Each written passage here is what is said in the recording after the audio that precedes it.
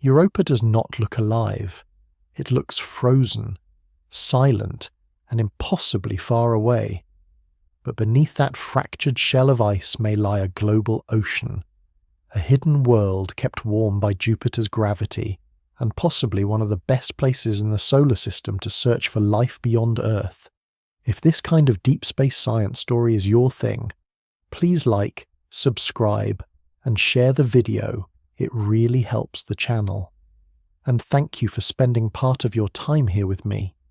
If you'd like, tell me in the comments what time are you listening right now, and where are you listening from. I always love seeing where these videos are reaching. Now, let's begin our journey beneath the ice. Europa does not first appear as a place of movement. From a distance, it seems composed almost entirely of stillness, a small bright moon circling deep within the gravitational dominion of Jupiter, its face pale, cold, and strangely serene. Against the darker backdrop of space, the surface reflects light with an intensity that makes it stand out even among the giant planet's many companions. It is one of the brightest objects in the solar system, not because it shines on its own, but because its outer shell of water ice returns so much of the sunlight that reaches it. That brightness gives Europa an immediate simplicity. It looks clean, even quiet, as though frozen into permanence, yet almost as soon as it comes into focus, that first impression begins to fail. The white and bluish shell is crossed by stains, ridges, and long brown scars that refuse the idea of a silent frozen sphere. Something has marked this moon again and again. Something has broken its surface, shifted it, and left behind a record that is too organized to be random and too extensive to ignore. That contrast is part of what has kept Europa in scientific attention for so long. Many icy bodies in the outer solar system appear ancient in a familiar way, their surfaces crowded with craters that accumulate over immense spans of time. Europa is different. Its face is comparatively young. Large impact scars are sparse. Broad regions of ice look smoothed, remade, or covered over by later activity.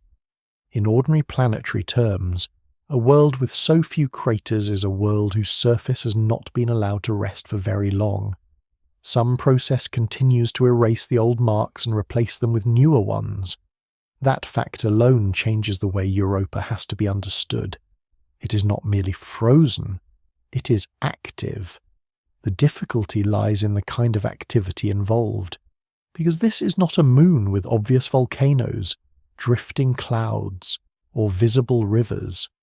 The signs are subtler than that. They are written into the geometry of the crust itself.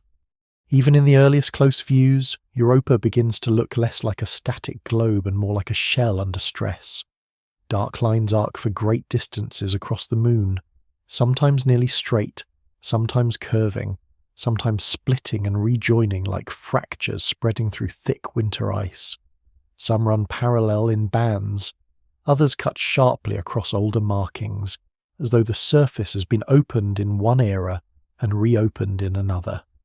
Between them lie regions of brighter ice that appear to have been stretched, separated, and refrozen. The effect is unfamiliar because Europa does not resemble a rocky landscape. It resembles a boundary layer, a thin, exposed skin that preserves evidence of motion without revealing the full depth of what moves below. The eye is drawn first to the pattern, then to the implication. Ice does not arrange itself this way without force. That force is not yet visible in the opening impression, but its presence can already be felt in the kinds of landforms Europa lacks.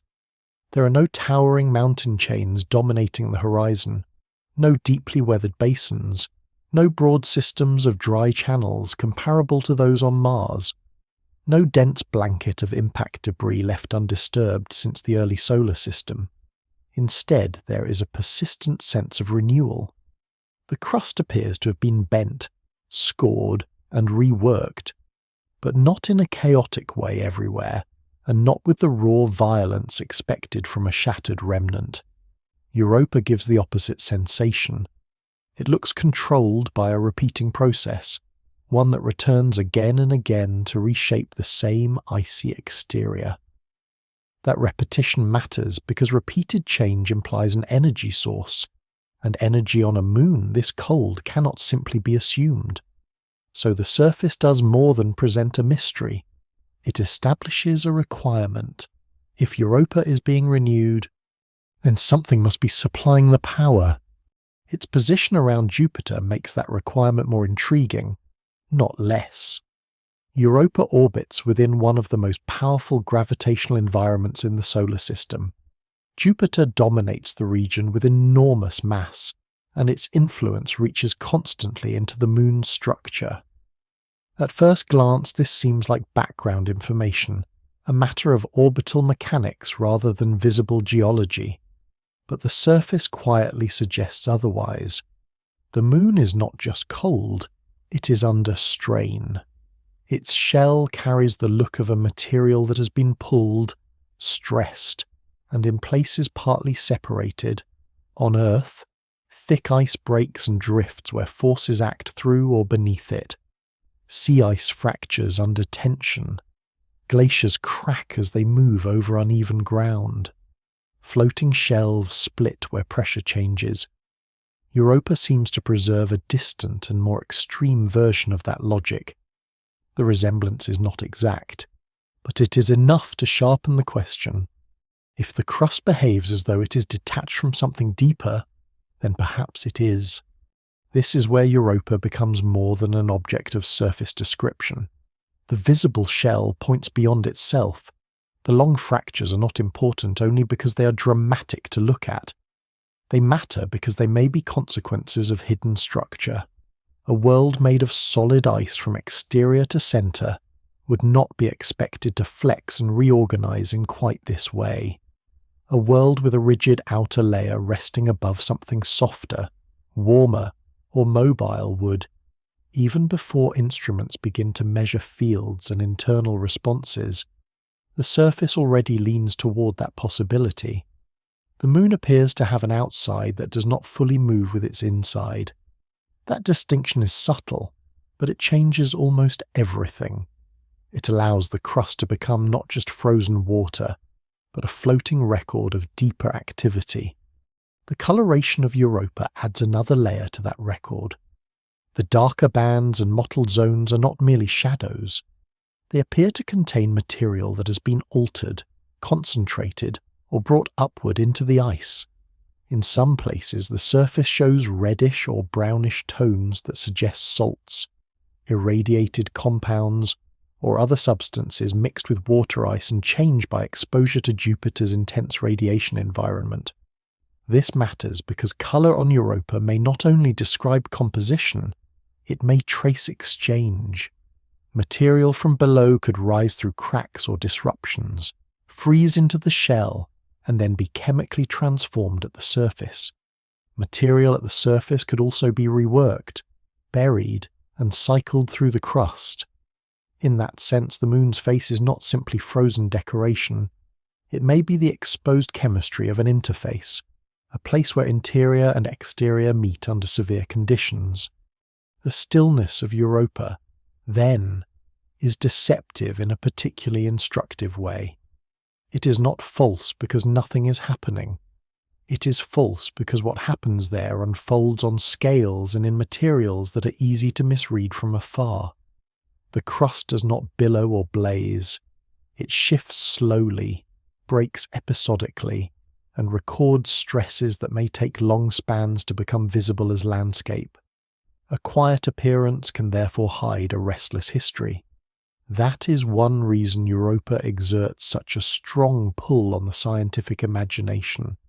It offers one of the clearest examples in the solar system of a world whose surface is not the destination of inquiry but its threshold. The more carefully the outer shell is observed, the less complete it seems as an explanation of itself. By the time that realization settles in, Europa has already changed character. It no longer looks like a frozen moon that happens to bear a few unusual markings. It looks like a place with a concealed interior life, not necessarily biological, but geological, mechanical, and chemical. The shell becomes a sign of separation. The brightness becomes a mask. The scars become evidence of continuity rather than damage alone. Even the comparative smoothness of the surface starts to feel less like calm and more like maintenance, as though old wounds are erased because the moon remains in contact with forces that never fully stop acting on it. The question is no longer whether Europa is interesting because it is icy. The question is why this ice seems unable to remain at rest. That pressure between appearance and reality is what gives Europa its enduring power as a cosmic mystery. Some worlds announce their drama immediately through storms, plumes, fire, or collapse. Europa does something quieter and, in some ways, more persuasive. It presents a frozen exterior that gradually discloses a deeper instability. The eye moves from brightness to fractures, from fractures to pattern, from pattern to process, and from process to the possibility that an ocean, sealed in darkness, may lie beneath the shell. At that point, the surface no longer reads as a final layer, it reads as a lid, thin only in geological terms perhaps, but still only a lid, covering an environment that may contain far more of Europa's meaning than the visible ice can show. One of Europa's longest surface bands can run across a substantial fraction of the moon before fading into brighter ice. And that scale changes the meaning of a crack. On a small frozen body, a fracture might be dismissed as local damage, a wound caused by an isolated stress. On Europa, the fractures are global architecture. They extend for immense distances, often in dark paired lines with a lighter strip between them, and together they form one of the most recognizable surface patterns anywhere in the outer solar system. Planetary scientists call these features lineae. The term is simple, but the structures themselves are not. They vary in width, brightness, age, and texture. Some appear sharply defined, others softened by later change. Some pass uninterrupted across older terrain, while others end abruptly where a younger band has cut them off.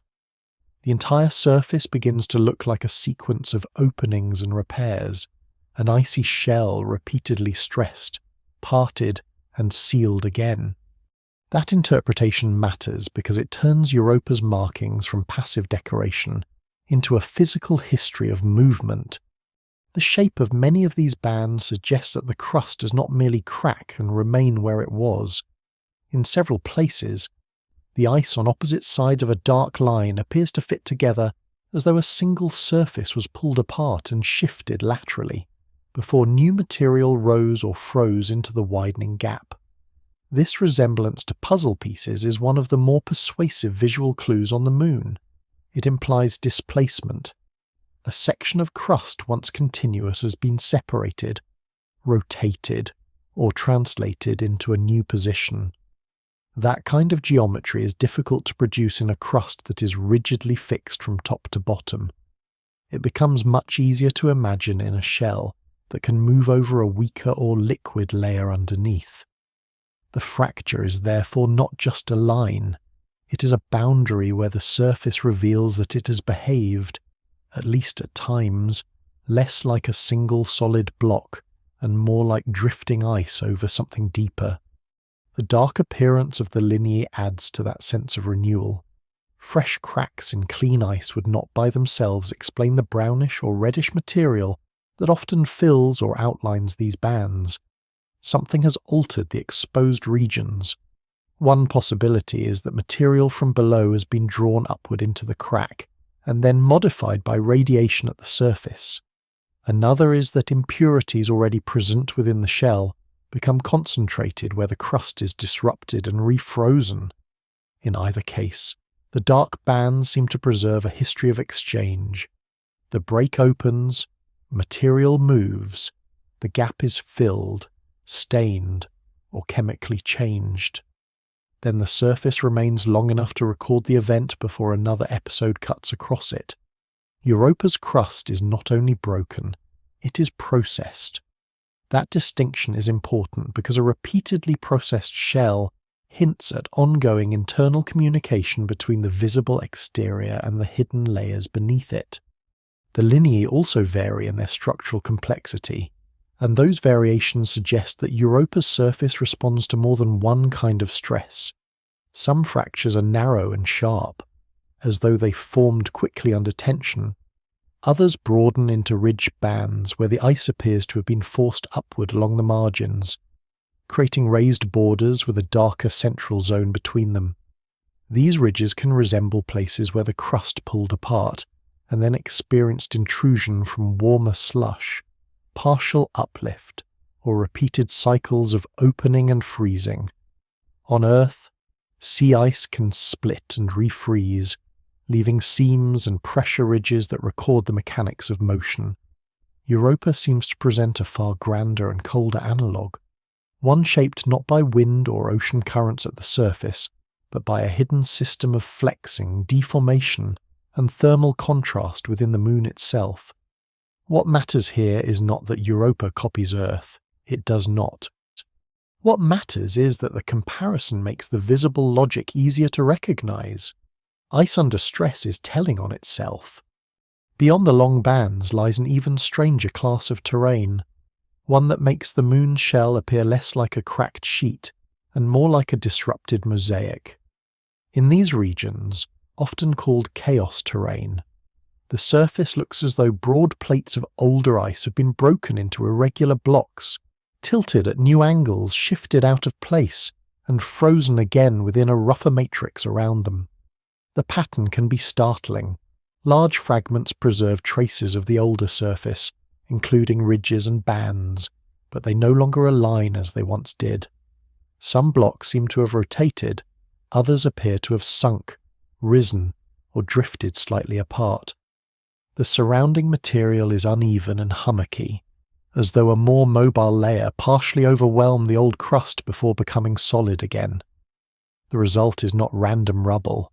It is organized dislocation. A former landscape survives in pieces, but the original arrangement has been lost. Chaos terrain is one of Europa's strongest signs that the ice shell can become locally weak from below.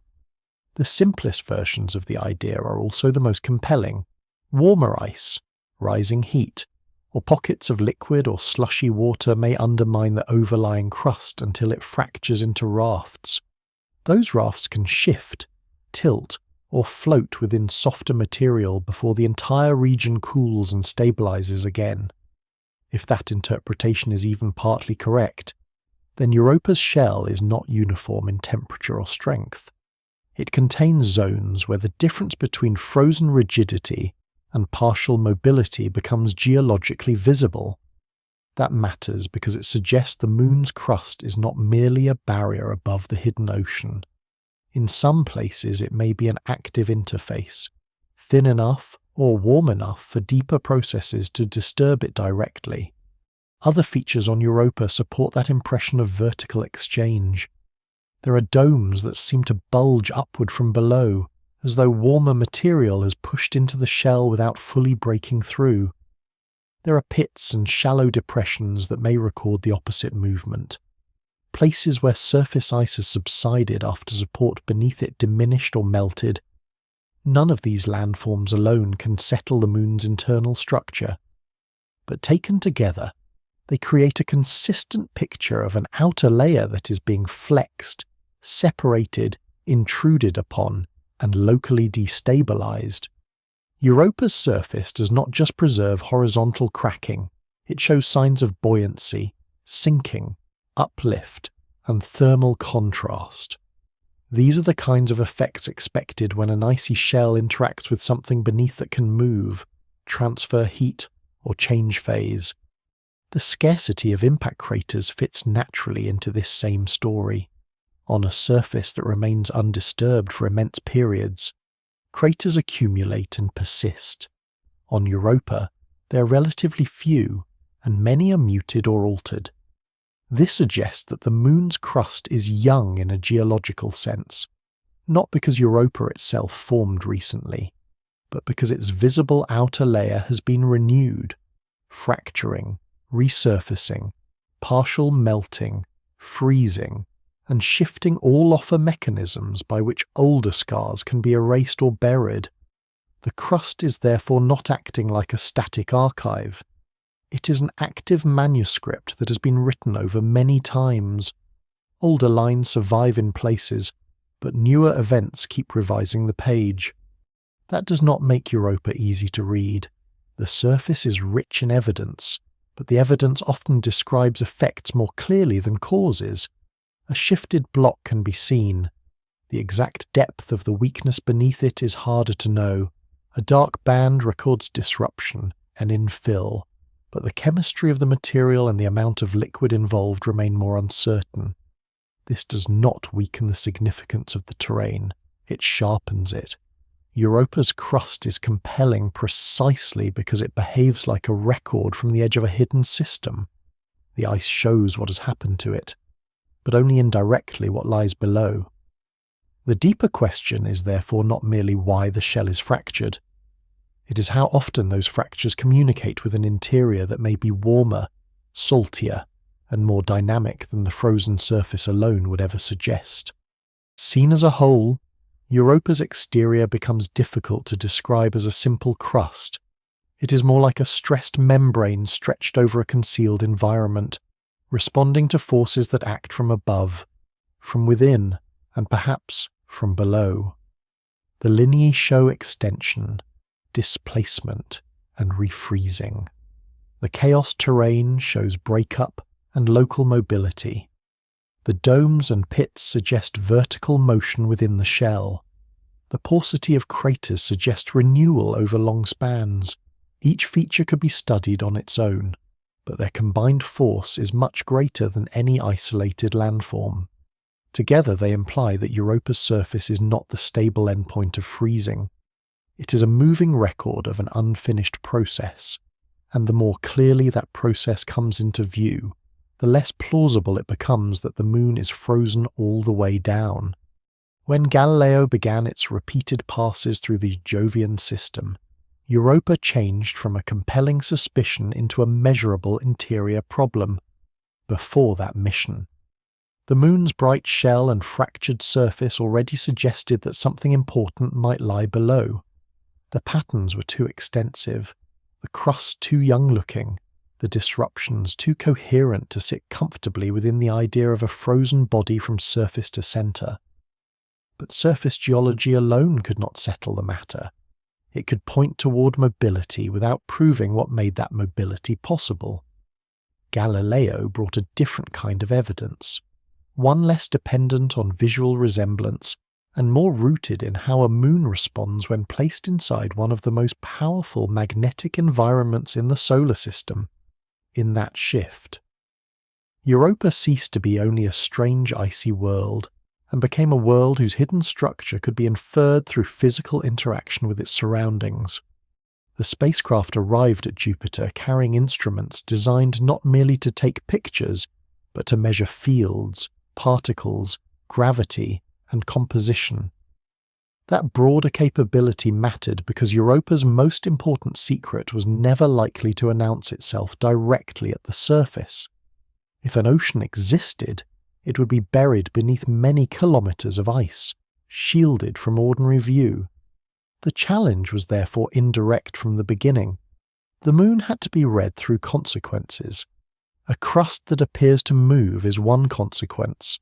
A density consistent with a large water layer is another. A magnetic response that requires an electrically conductive interior is more powerful still. Galileo assembled these clues gradually, and the case became convincing not because of a single dramatic measurement, but because several independent lines of evidence began to converge. Its images reinforced what earlier missions had hinted at but could not resolve in enough detail. Europa's surface did not look ancient in the usual planetary sense. Craters were sparse. Long ridges and dark bands cut across the crust in multiple generations.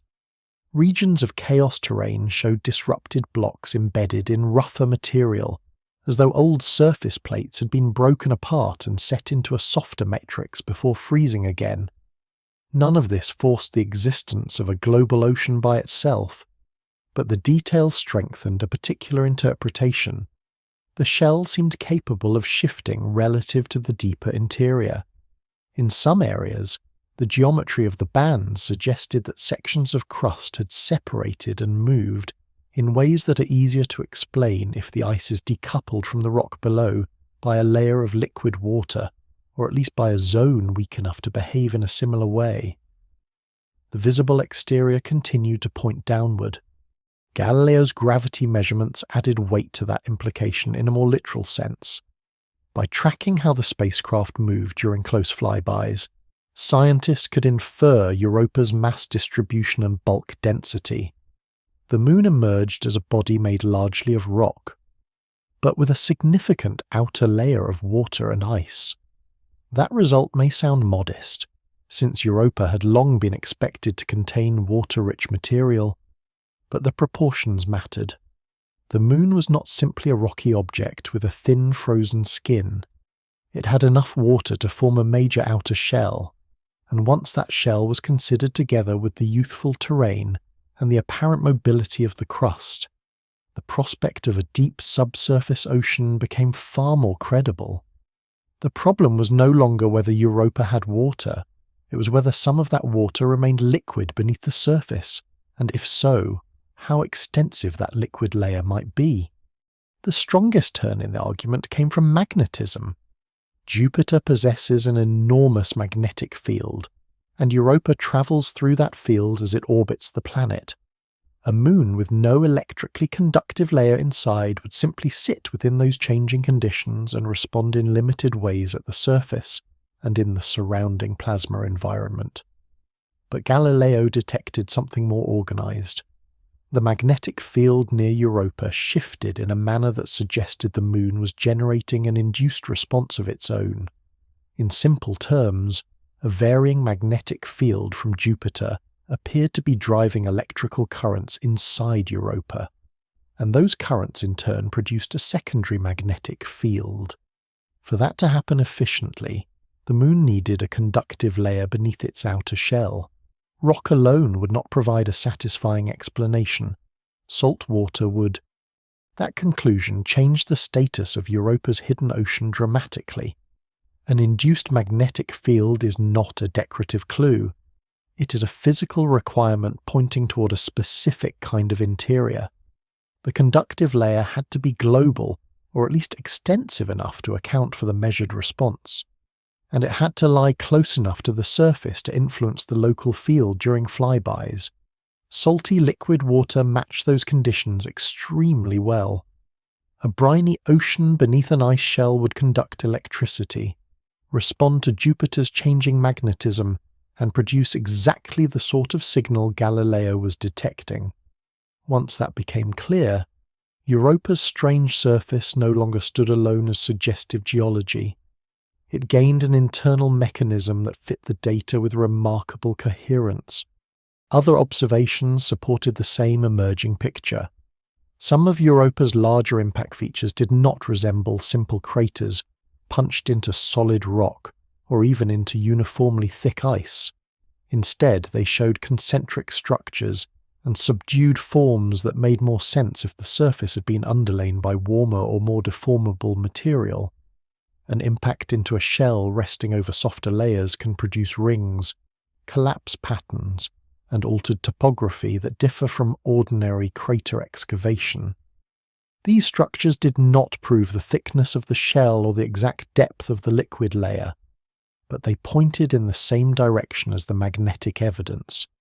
Europa's crust seemed to overlie an interior that could yield flow or absorb energy differently from a fully frozen block of ice.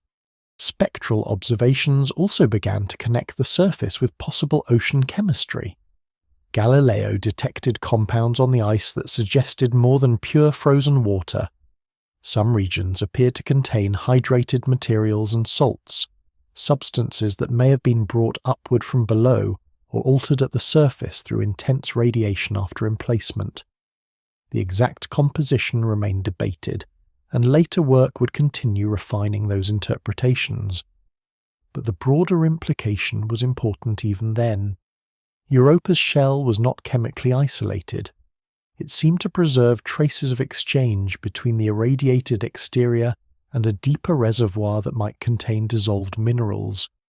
That exchange matters because an ocean becomes more geologically interesting when it is not just liquid, but salty, reactive, and connected in some degree to the moon's crust and rocky interior.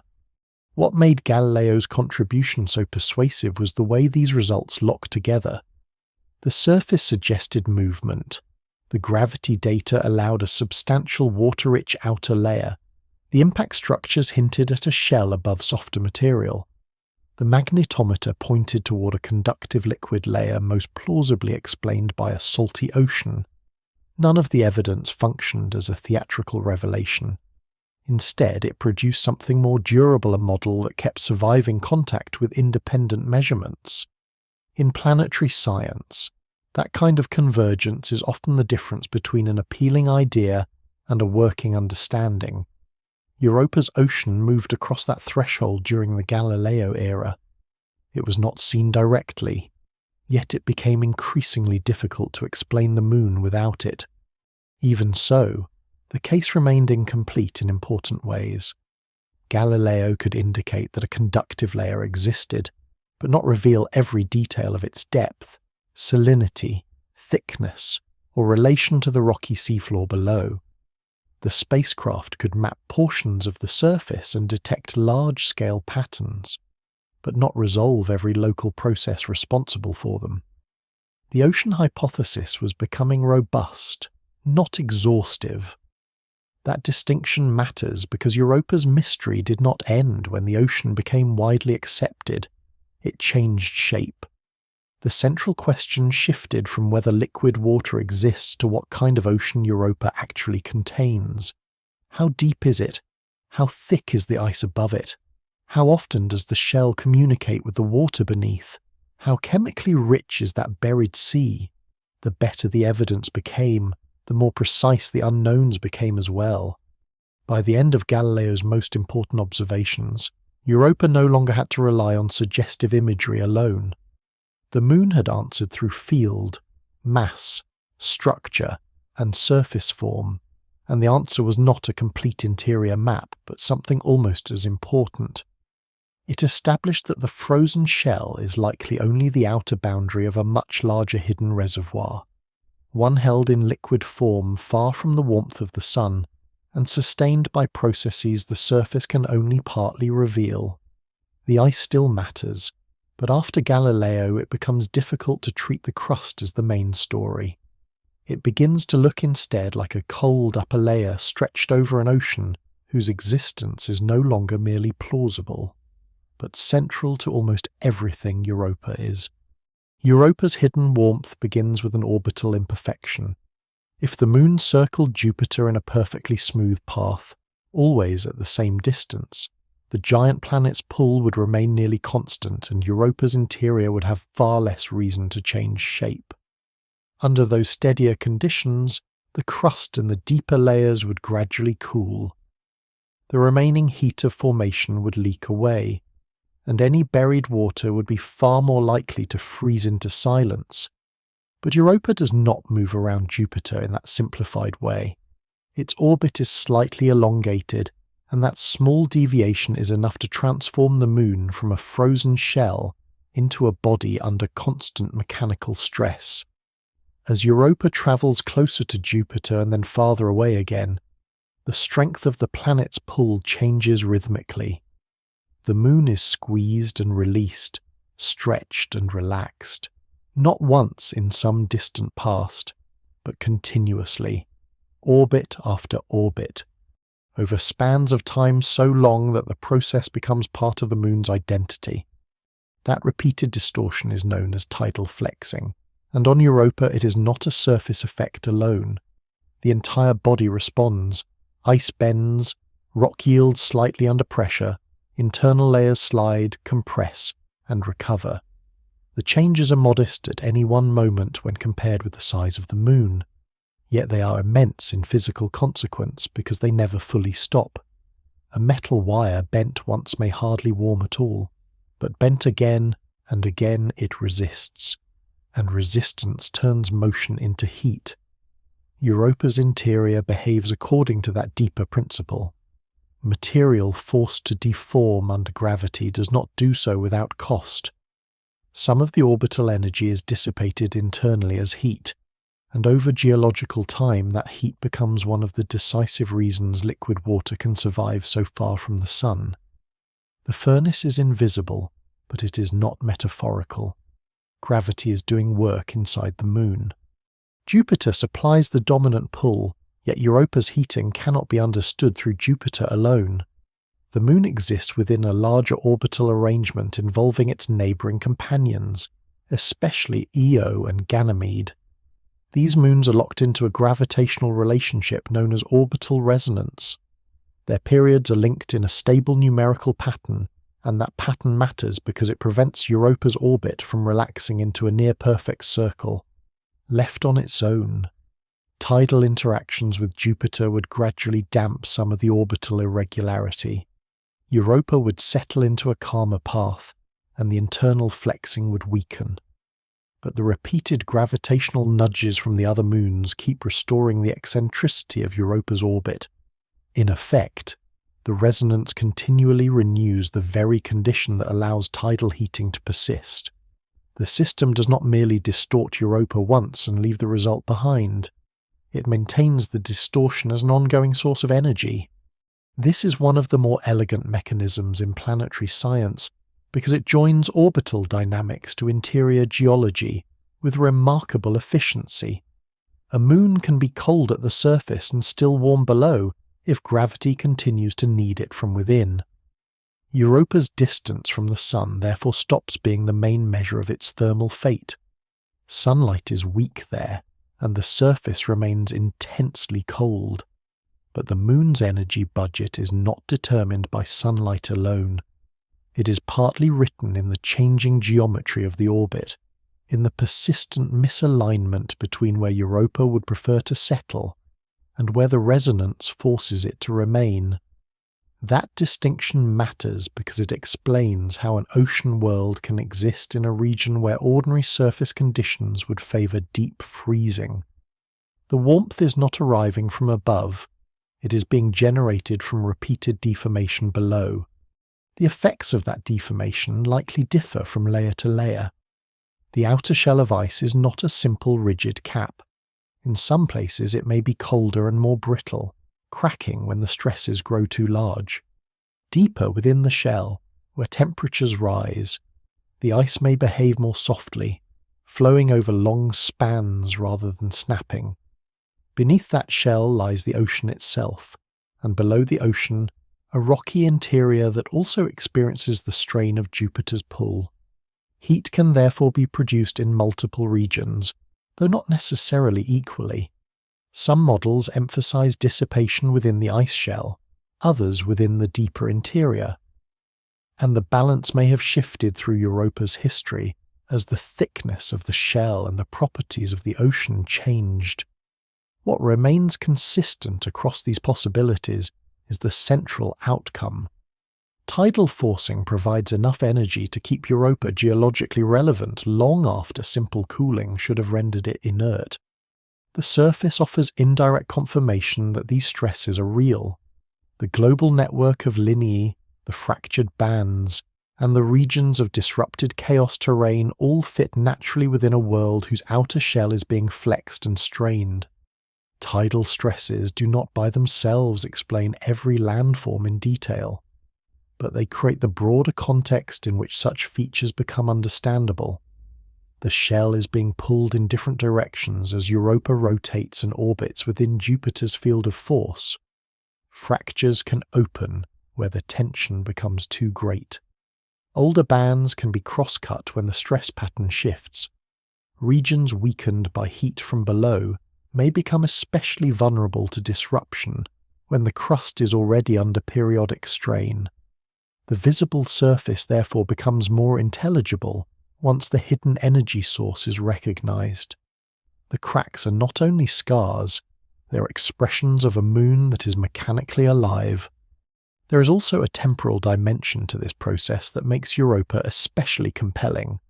Tidal heating is not a brief episode associated with the Moon's birth, because the orbital resonance can persist for extremely long spans. The production of internal heat can endure across much of the Moon's history. That endurance is crucial. A short-lived pulse of warmth might melt some ice and then vanish, leaving an ocean to refreeze. A sustained source of heating can preserve liquid water over billions of years, allowing the ocean to remain not just a transient feature, but a long-term environment. That changes how the Moon is evaluated scientifically. A buried sea that survives for immense stretches of time is not simply a reservoir. It becomes a world with duration, one in which chemistry, circulation, seafloor reactions, and possibly more complicated processes are given time to unfold. The balance is delicate. Too little heating and the ocean would freeze progressively from above or below. Too much heating and the shell could become excessively unstable. The internal structure altered in ways that would change how the surface behaves. Europa seems to occupy an important middle ground. The ice shell remains substantial, providing a cold outer boundary and shielding the ocean from space. Yet the shell is not so thick or so inactive that all communication with the interior appears impossible. The Moon's moderate but persistent energy supply may be one reason it has become such a central target in the search for habitability. It is neither dormant nor obviously catastrophic. It seems instead to be maintained in a dynamic state, cold on the outside, active underneath, with enough heat to matter and enough stability to last. That middle ground also has consequences for the chemistry of the ocean. Heating from tidal dissipation does more than prevent freezing. It can drive circulation in the water and in the ice above it. Warmer regions may rise, colder regions may sink. Gradients in temperature and salinity may help move materials through the buried sea, and possibly between the ocean and parts of the shell. At the rocky boundary below, even limited internal heating can sustain reactions between water and rock, altering minerals and releasing chemically useful compounds. None of these outcomes follow automatically in every model, and many details remain uncertain, but the broader logic is difficult to escape. A warm interior is not only a thermal fact, it is an engine for motion, mixing, and chemical exchange. Europa's heat therefore has implications far beyond simple melting. The Moon's darkness at the surface makes this hidden activity feel almost paradoxical. Under the weak sunlight of the outer solar system, Europa's exterior remains locked in severe cold. Radiation from Jupiter bombards the ice. The surface hardens, fractures, and endures. Yet beneath that hostile skin, gravitational work may sustain a liquid realm with very different physical behavior. The contrast is not merely dramatic, it is structurally important. The ice shell acts as both barrier and witness, keeping the ocean concealed while at the same time preserving the stress patterns that reveal something dynamic below. The more closely the Moon is understood, the clearer it becomes that Europa is not warmed in spite of its place in the Jovian system. It is warmed because of that place. What begins as orbital mechanics therefore ends as planetary possibility. Europa's elongated path, maintained by resonance, allows Jupiter's gravity to keep bending the Moon. That bending generates heat. That heat helps preserve liquid water. The preserved ocean influences the shell, and the shell writes the evidence across the surface in cracks, ridges, and disrupted fields of ice. It is a chain of cause and consequence that reaches from celestial motion down to local geology. Once that chain is recognized, Europa's buried sea no longer seems like an isolated curiosity hidden by chance. It becomes the natural result of a system in motion, a world whose interior has been kept from stillness by the persistent grip of a giant planet. The ocean remains out of sight, but the force sustaining it is written into the orbit itself, and that makes the next question unavoidable. If gravity has kept this hidden sea from freezing for so long, then what else might that long-lived warmth have allowed to endure in the darkness below? At the floor of Europa's hidden ocean, the most important activity may take place far from the ice that first draws attention. The shell above is visible in fragments through spacecraft images and surface analysis, but the buried sea below likely holds a different kind of story, one shaped less by fracture patterns than by contact between water and rock. If an ocean has persisted there for immense spans of time, then it has not remained chemically blank. Water enclosed against a rocky interior does not simply wait in darkness. It reacts.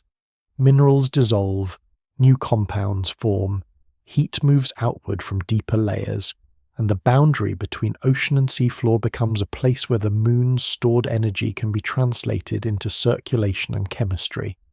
That is why the question of Europa's ocean is not satisfied by proving it exists. Liquid water alone is not enough to make an interior world scientifically rich. What matters more is whether that ocean is active, whether it is being fed by energy and shaped by exchange, and whether the darkness below the shell is therefore not empty stillness, but a long-lived environment with structure and movement of its own. On Earth, one of the clearest examples of life without sunlight is found in the deep ocean around hydrothermal vents. There, seawater seeps downward into oceanic crust, encounters hot rock, becomes altered, and returns upward carrying dissolved minerals and chemically reactive compounds. Entire ecosystems can be supported by these flows, not through photosynthesis, but through chemosynthesis, in which microbes derive energy from chemical imbalances created by the vent environment. Europa is not Earth, and its ocean floor need not resemble terrestrial volcanic ridges in any simple way. Yet the comparison remains powerful because it shows that darkness is not the same thing as lifelessness, and that an ocean sealed beneath ice can still host energetic processes if water and warm rock remain in contact. On Europa, tidal heating from Jupiter's gravitational pull may continue not only within the ice shell, but also within the deeper rocky interior. If so, the seabed of that buried ocean may be warmer, more fractured, and more reactive than the word frozen would ever suggest. The nature of that seafloor heat remains uncertain in detail, but the broader physical logic is difficult to avoid. Europa's rocky mantle is strained by the same orbital forces that flex the shell above. Even modest internal dissipation, sustained over vast periods, can keep parts of the interior warmer than they would otherwise be. Where water reaches warm mineral surfaces, reactions become possible that can alter both the rock and the ocean chemistry. Some minerals may hydrate, others may release ions into solution. Under certain conditions, water interacting with reduced rock can generate molecular hydrogen, a chemically valuable substance because it provides a potential energy source for microbial life in dark environments. The significance of hydrogen is not dramatic in itself. It matters because life, at its simplest, depends on gradients, on the existence of chemical differences that can be exploited. A chemically uniform ocean is far less interesting than one in which water and rock continue to produce useful disequilibria. That distinction makes Europa's buried sea scientifically compelling even before any organism enters the discussion. A long-lived ocean in contact with a rocky floor is already a geochemical system. It may circulate heat from below, transport dissolved salts and minerals, and build up regional differences in composition depending on depth, pressure, temperature, and interaction with the crust. The ocean could be stratified in some areas and mixed in others. Warm water rising from active regions of the seafloor could transfer energy upward, while colder, saltier water sinks elsewhere. Convection within the ocean may help redistribute chemicals over immense spans of time, preventing the buried sea from becoming static. Above it, the ice shell may also participate in this circulation indirectly. Where the shell is thinner or warmer, exchange with the upper ocean could be enhanced. Where the shell is thicker and colder, communication may be slower. The result is a world that is hidden but not necessarily still, a marine interior whose chemistry may be shaped by continual movement. The possibility of hydrothermal systems on Europa therefore deserves attention, but not in a sensational way. It is easy to imagine towering black smokers and violent plumes of mineral-rich fluid, because such imagery is familiar from Earth's oceans.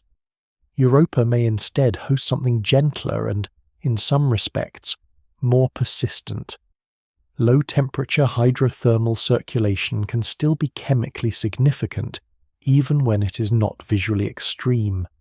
Water moving through porous rock, warming moderately, reacting with minerals, and returning to the ocean can create broad fields of chemical exchange without requiring spectacular volcanic outbursts. In fact, such quieter systems may be especially relevant to Europa if the Moon's internal heat is substantial enough to sustain interaction, but not so intense that the seafloor resembles a continuously erupting environment. What matters is less the image of the vent than the durability of the process. A mild but long-lived source of chemical energy could be more important to habitability than an intermittent burst of extreme heat. There is also a temporal advantage in Europa's favour. If the ocean has survived for billions of years, then any seafloor circulation linked to tidal heating may also have had time to persist, adapt, or migrate rather than disappearing quickly. On Earth, some of the most important geological and biological consequences arise not from short-lived events, but from processes that continue long enough to shape a stable environment. Duration allows complexity to accumulate. It allows chemical cycles to establish themselves. It allows reactions at the ocean floor to influence the composition of the wider sea, rather than remaining isolated local curiosities. This does not mean Europa's ocean has been unchanging. The thickness of the ice shell may have varied through time, the heat flow may have fluctuated, and the patterns of circulation may have shifted, but even a changing interior can remain active in the ways that matter most. Persistence does not require uniformity. It requires continuity of opportunity. Chemical exchange at the seafloor also helps frame one of the deeper questions about Europa, whether the ocean contains not only water, but usable energy in forms compatible with biology. Sunlight cannot penetrate the shell. Whatever life might exist, there would have to rely on chemistry, either directly or through a larger food web built upon microbial metabolism. That brings attention back to the interface between water and rock.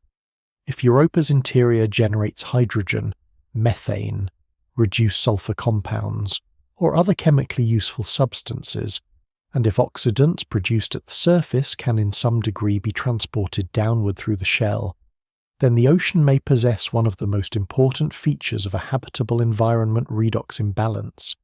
In simpler terms, it may contain both electron donors and electron acceptors that can be paired to release energy. On Earth, life has repeatedly taken advantage of such imbalances. Europa's relevance lies in the possibility that its hidden ocean might preserve them for equally long spans. The surface of the Moon may contribute to this system in an indirect but important way. Jupiter's radiation bombards Europa's ice and alters the chemistry of the exposed surface, producing oxidants such as molecular oxygen and hydrogen peroxide. If even a fraction of these compounds is transported downward through fractures, convection, partial melting or recycling of the crust, then the ocean may receive oxidizing material from above, while reduced substances enter from the rocky interior below. That would create a vertical chemical circuit joining the irradiated shell to the warm seafloor. The shell would no longer be only a barrier, it would become part of the ocean's energy economy. How efficient that delivery might be remains uncertain, and the exact pathways are still debated, but the conceptual importance is considerable. Europa may be interesting not because it resembles a sealed aquarium, but because it may be a coupled system in which surface radiation and interior geology both feed the chemistry of the sea. This interplay between darkness and energy is what makes Europa feel less like a dead reservoir and more like an environment. Water in contact with rock can generate heat-driven reactions. Surface radiation can create oxidants above. Tidal flexing can keep the entire system from falling into thermal stagnation. Circulation can move chemicals through the ocean. The ice shell can fracture, shift, and perhaps occasionally allow deeper material to approach the surface. None of these processes alone guarantees habitability. Together, however, they produce a setting that is difficult to dismiss as merely cold and remote. Europa's ocean begins to look like a place where energy moves through matter in ways that could sustain long-term chemical complexity. Even so, caution remains essential. Models of Europa's interior differ. The exact thickness of the shell, the salinity of the ocean, the amount of heat generated in the rocky interior, and the prevalence of hydrothermal systems are not yet settled. Some scenarios favour stronger seafloor activity, others weaker. Some imply efficient exchange between ocean and crust. Others a more isolated sea. This uncertainty is not a weakness in the subject. It is part of what gives the Moon its scientific pressure. The evidence does not yet allow a final portrait of the buried ocean's energy landscape. What it does allow is a narrowing of possibilities. Europa is no longer well described as a frozen shell over inert water. The better view is of a concealed marine system in which heat, rock, salts, and chemistry may still be interacting below the reach of sunlight. By the end of that picture, the darkness beneath Europa's ice no longer feels empty. It feels structured by gradients, by moving water, by mineral contact, and by the possibility that the seafloor has been quietly sustaining chemical opportunities for a very long time. The hidden ocean remains sealed and unseen, but if its floor continues to exchange heat and matter with the water above, then the Moon's deepest regions may hold far more than cold liquid. They may hold the kind of persistent energy balance that turns a buried sea into a plausible habitat, and that shifts the next question away from simple existence toward a more demanding one, whether Europa's chemistry has crossed from being merely active into being suitable for life at all. Habitability is often described through a small set of requirements, but on Europa those requirements do not remain abstract for long. They gather into a specific and increasingly compelling picture. The Moon is not interesting merely because it may contain water.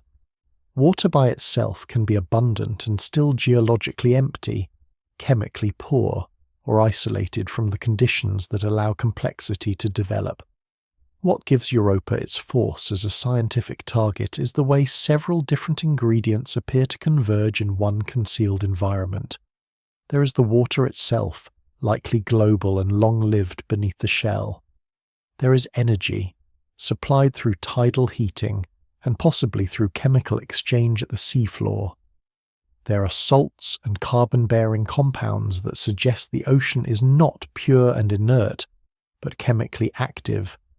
And there is the possibility that oxidants formed at the surface are carried downward into the sea, creating a bridge between radiation above and reactions below.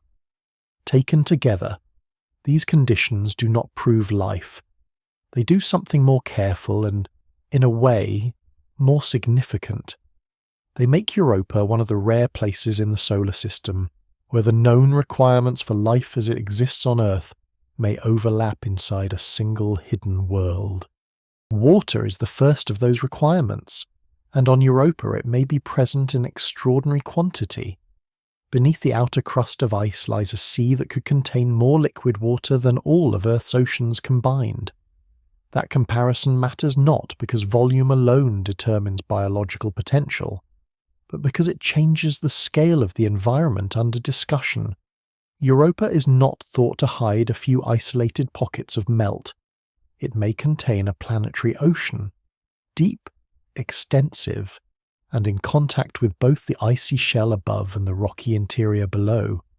Such a sea would provide a stable solvent, and the role of water as a solvent is difficult to overstate. On Earth, it allows molecules to dissolve, collide, react, and circulate. It transports nutrients, buffers temperature changes, and supports the chemistry upon which life depends. A long-lived ocean on Europa would therefore offer not just space, but an enduring medium in which chemistry can remain mobile rather than locked into frozen stasis. Yet water alone is never the whole story, and Europa becomes more compelling when the likely composition of that ocean is considered. The buried sea is not expected to be chemically pure. Evidence from spectral studies of the surface suggests the presence of salts and other non-ice materials, some of which may have originated in or been altered by communication with the interior. Sodium salts, sulfate compounds, chlorides, and other dissolved materials have all been discussed in relation to Europa's crust and ocean chemistry. The exact proportions remain uncertain, and the surface itself has been strongly modified by Jupiter's radiation, which complicates interpretation. Even so, the broader conclusion is difficult to avoid. Europa's ocean is likely briny. That matters because salinity changes the physical behavior of water, lowering freezing points, altering density structure, and influencing circulation. It also matters chemically. Dissolved ions make the sea more conductive, which helps explain the induced magnetic field measured by spacecraft, and they provide a richer environment for water-rock interaction and biological possibility than a chemically barren reservoir ever could. Carbon is another essential ingredient, and Europa does not appear to be lacking it entirely. Surface observations have identified carbon dioxide in geologically young regions, especially where the crust seems recently disrupted. That does not automatically reveal the complete carbon cycle of the hidden ocean, but it strongly suggests that carbon-bearing material is present and may in some places be linked to subsurface sources. This is important because carbon is the backbone of all known biology. Its versatility allows the formation of long chains, complex rings, and stable yet reactive molecules capable of storing information, building membranes, and catalyzing metabolism. A world may contain water and energy, but without accessible carbon, its biological prospects become much narrower. Europa's relevance lies in the growing indication that carbon is part of the system, not merely an external contaminant delivered in trivial amounts, but a participant in the moon's evolving chemistry. Additional materials may have reached Europa from outside as well. Over immense spans of time, comets, micrometeorites, and asteroid impacts have likely delivered organic compounds and volatile elements to the surface. Some fraction of that material may remain trapped in the crust, altered by radiation, or occasionally cycled downward into deeper layers. This external delivery does not need to be dominant in order to matter. Even modest contributions, repeated over billions of years, can enrich the chemical inventory of an ocean world. The importance of such input lies not only in what arrives, but in how it interacts with what is already there. Carbon-bearing molecules from above, salts and minerals from below, and oxidants produced at the surface may all enter the same broader system. Europa's chemistry, in that sense, may not be the product of one source but of several, slowly folded together over geological time. Among the most intriguing of these contributions are the oxidants created by Jupiter's intense radiation. Europa moves through a harsh particle environment, and its exposed ice is continually bombarded by energetic ions and electrons. This radiation breaks apart water molecules and drives new surface chemistry, generating compounds such as molecular oxygen and hydrogen peroxide. At first glance, this may seem more like damage than opportunity. The surface is indeed hostile, chemically processed, and far from gentle. Yet the products of that harshness may become valuable if they are transferred downward into the ocean. Life depends on energy gradients, and oxidants are powerful participants in such gradients because they can accept electrons released by other reactions. If Europa's ocean receives reduced compounds from interactions at the seafloor and oxidants from the shell above, then it may possess one of the most important energetic conditions for metabolism. The surface radiation would no longer be merely destructive. It would become part of the moon's potential habitability. The difficulty lies in transport. Oxidants formed at the surface are only useful to ocean chemistry if at least some of them can make the journey downward through the shell. Europa's fractured crust and evidence for resurfacing suggests several possible routes. Material may be buried as new ice forms. Cracks may open pathways, however temporary. Warm convective movement within the shell may recycle portions of the crust over long timescales. Regions of chaos terrain may represent places where the boundary between surface and deeper ice becomes especially dynamic. None of these mechanisms is yet defined with complete certainty, and the rate of delivery remains an open question, but the importance of the issue is clear. If the shell is not a perfect barrier, then Europa may be chemically linked from top to bottom in a way that radically strengthens the case for habitability. The ocean's pH salinity and overall redox balance also matter, though these are among the most difficult properties to infer from afar. Some models suggest conditions that could be moderately alkaline, shaped by interactions between water and rock. Others allow a broader range of possible chemistries depending on the nature of the seafloor and the history of internal circulation. What matters here is not committing too confidently to a single chemical portrait, but recognizing that Europa's ocean may be more Earth-like in some respects than the more exotic liquid environments elsewhere in the outer solar system. Titan, for example, holds extraordinary interest, but its visible lakes are made of hydrocarbons rather than water. Europa's sea, by contrast, is a water ocean likely containing dissolved salts and carbon-bearing compounds under pressures and temperatures that, while extreme, still fall within the broader physical domain where terrestrial biochemistry can at least be contemplated. That does not make Europa familiar, it makes it relevant. The ice shell itself may contribute to this relevance in another way, because Europa's crust appears active rather than perfectly rigid. The ocean may not be permanently isolated from the changing conditions above. Surface materials altered by radiation can potentially be mixed downward. Ocean-derived salts may be brought upward and exposed on the surface. Disrupted regions may mark places where this exchange has been especially intense. In that sense, Europa's shell may function less like a sealed wall and more like a slowly cycling boundary. The rate of that cycling may be limited, the pathways may be intermittent, but even partial exchange is enough to matter because it allows the ingredients of habitability to avoid remaining segregated into useless compartments. Water, energy, carbon, oxidants, and mineral nutrients become most significant when they can meet. This is why the search for life on Europa is not driven by a single dramatic clue, but by the cumulative weight of several quieter ones. The moon appears to possess the essential solvent.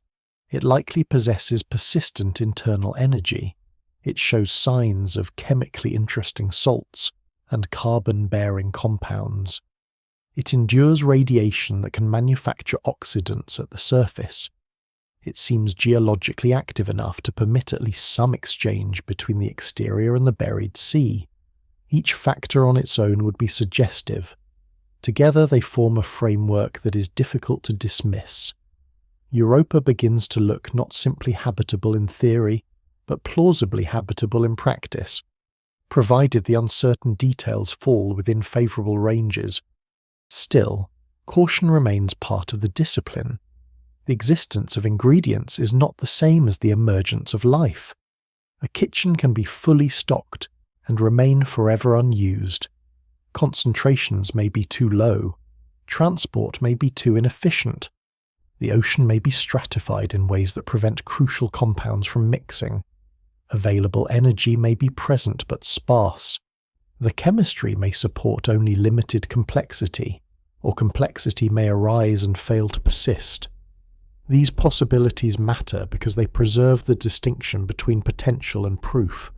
Europa has moved steadily into the category of worlds that appear equipped for life, but it has not yet crossed into the category of worlds known to be alive. That unresolved space is exactly what gives the Moon its particular scientific tension. The ingredients may already be there, gathered beneath the ice in darkness, sustained over spans of time long enough for chemistry to do more than begin. Water, salts, carbon, oxidants, and internal heat seem increasingly likely to share the same hidden world. The central uncertainty is no longer whether Europa possesses the raw materials that matter.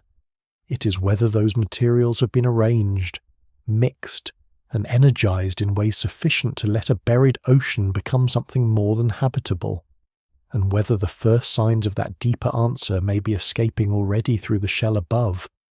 The first hint that Europa may sometimes reveal its hidden ocean does not arrive as a dramatic jet visible to the eye, but as a faint ultraviolet signal above the Moon's edge. Against Jupiter's vast magnetized environment, the observation is delicate, almost evasive. A thin glow appears near the southern polar region, not as a permanent feature, but as something transient, localized, and difficult to catch. That uncertainty is part of what makes the detection so important. If Europa were continuously venting large plumes of material, the evidence might have become obvious much earlier. Instead, the Moon seems to offer only brief outward signs, as though the shell opens under certain conditions and then closes again. The possibility is both simple and profound. A world long understood through indirect clues may occasionally send part of its interior into space. The importance of that possibility lies in what it would change about the search for Europa's hidden ocean. Until plume evidence entered the picture, nearly every argument for the Moon's interior depended on inference. The surface was fractured in suggestive ways. The magnetic field implied a conductive layer below. The geology pointed toward motion within the crust. The chemistry hinted at exchange between deeper material and the irradiated exterior. All of that built a powerful case, but it still left the ocean physically inaccessible. A thick shell of ice separated direct observation from the environment of greatest interest. Plumes introduce a different kind of connection. If water vapor or ice grains are being expelled from beneath the surface, then the shell is not only a barrier, at least at times, it may be a valve. That image of Europa breathing is useful so long as it is not taken too literally. The Moon is not alive, and its plumes, if present, are not rhythmic in the way lungs are rhythmic. Yet the analogy captures something real about intermittent exchange. Internal pressure may build in pockets of liquid, slush, or warmed ice within or beneath the shell. Tidal stresses from Jupiter's pull may then help open fractures, allowing some of that pressurized material to escape upward. Once exposed to the cold vacuum of space, liquid water would flash into vapor and rapidly freeze into tiny particles. Most of the material would not travel far. Europa's gravity is sufficient to draw much of it back down again, leaving only a temporary signature above the surface. Even so, for a brief interval, the hidden interior would no longer be fully hidden. The strongest early evidence for such activity came from space-based observations that detected signs of hydrogen and oxygen produced by the breakup of water molecules above Europa's limb. The logic behind the interpretation is subtle. Water vapor released from the surface can be dissociated by energetic radiation, leaving atomic products that emit in characteristic ways. Observing these emissions does not provide a simple photograph of a geyser, but it does point toward water-derived material suspended above the Moon, where it's not expected to remain under ordinary conditions. The observations were especially intriguing because they appeared localized rather than globally uniform, suggesting a source tied to specific active regions rather than a smooth background atmosphere. Europa already has an exceedingly tenuous envelope of gas around it, formed in part by radiation acting on the surface. The plume signal seemed different. It implied concentration, event, and escape. The geographical suggestion mattered as well. Some detections were associated with the southern latitudes, where the pattern of stresses in the shell may favour fracture opening under the right orbital configuration. Europa does not circle Jupiter in a perfectly steady mechanical state. As the Moon moves through its slightly elongated orbit, the tidal forces acting on the crust change. Tension increases in some regions and relaxes in others. If cracks within the shell respond to those changing stresses, then plume activity may be episodic by nature. A fracture that remains sealed for much of the orbit may briefly part when the stresses align in a favourable way. Once the geometry shifts, the opening could narrow again, cutting off the escape path. In that view, Europa's outward signs would not be rare because the ocean is absent, but because the shell is selective about when it yields. This interpretation gained added support when older spacecraft data were revisited with the plume hypothesis already in mind. During one of Galileo's close passes, the probe recorded unusual magnetic and plasma signatures over a short interval near Europa. At the time, these anomalies were notable but not fully explained. Later analysis suggested that the spacecraft may have crossed through the aftermath of a plume, or a localized cloud of ionized material rising from the Moon. The evidence was not the same kind as the remote ultraviolet detections, and that difference was important. Here the support came not from observing light above the limb, but from encountering a disturbed environment near the surface, as though water-derived particles and ionized gas had altered the local field and plasma conditions. Two very different avenues of observation were beginning to point toward the same possibility. Europa might not vent often, but it may vent at all. That distinction is critical. The existence of plumes on Europa remains more challenging to establish than the plume systems at Enceladus, where Cassini directly sampled repeated jets emerging from fractures near the South Pole. Europa's evidence is more intermittent, more ambiguous, and more dependent on careful interpretation. That uncertainty should not be hidden, because it defines the scientific state of the problem. A localized signal can sometimes reflect instrument sensitivity, geometry of observation, or background processes that are not as straightforward as they first appear. Yet the persistence of the plume idea across different datasets has kept it alive for good reason. The Moon already shows surface features consistent with a dynamic ice shell. It already appears to contain a global ocean. It already experiences periodic tidal stresses that could open fractures. Against that background, intermittent venting is not an extravagant addition. It is a plausible consequence. The mechanism of eruption may not require a direct open conduit from the deepest ocean to space every time. In fact, Europa's thick shell makes that simplest image difficult to assume. Plumes could instead originate from shallower reservoirs within the ice, pockets of water or brine perched above the main ocean, or regions where rising warmth creates local accumulations of slush under pressure. These chambers could communicate with the deeper ocean only indirectly, or they could be fed by it through fractures and porous pathways over long periods. In that case, an eruption would still represent material from the hidden interior, even if the exact source were not the full ocean at its greatest depth. That nuance matters because it widens the range of possible exchange processes. Europa does not need a permanently open vertical shaft through the shell in order to exhale interior water. It needs only a system capable of storing, pressurizing, and releasing liquid or vapor when the crust briefly permits it. Surface geology offers room for such a system. Europa's linear, ridged bands and regions of chaos terrain suggest that the shell is fractured, mobile in places, and responsive to stresses from both above and below. Some features may mark zones where warm ice rises closer to the surface. Others may preserve evidence of melt pockets or brine lenses trapped within the crust. Where local pressure builds, a fracture opening could release water upward as vapour, especially in the near vacuum above the moon.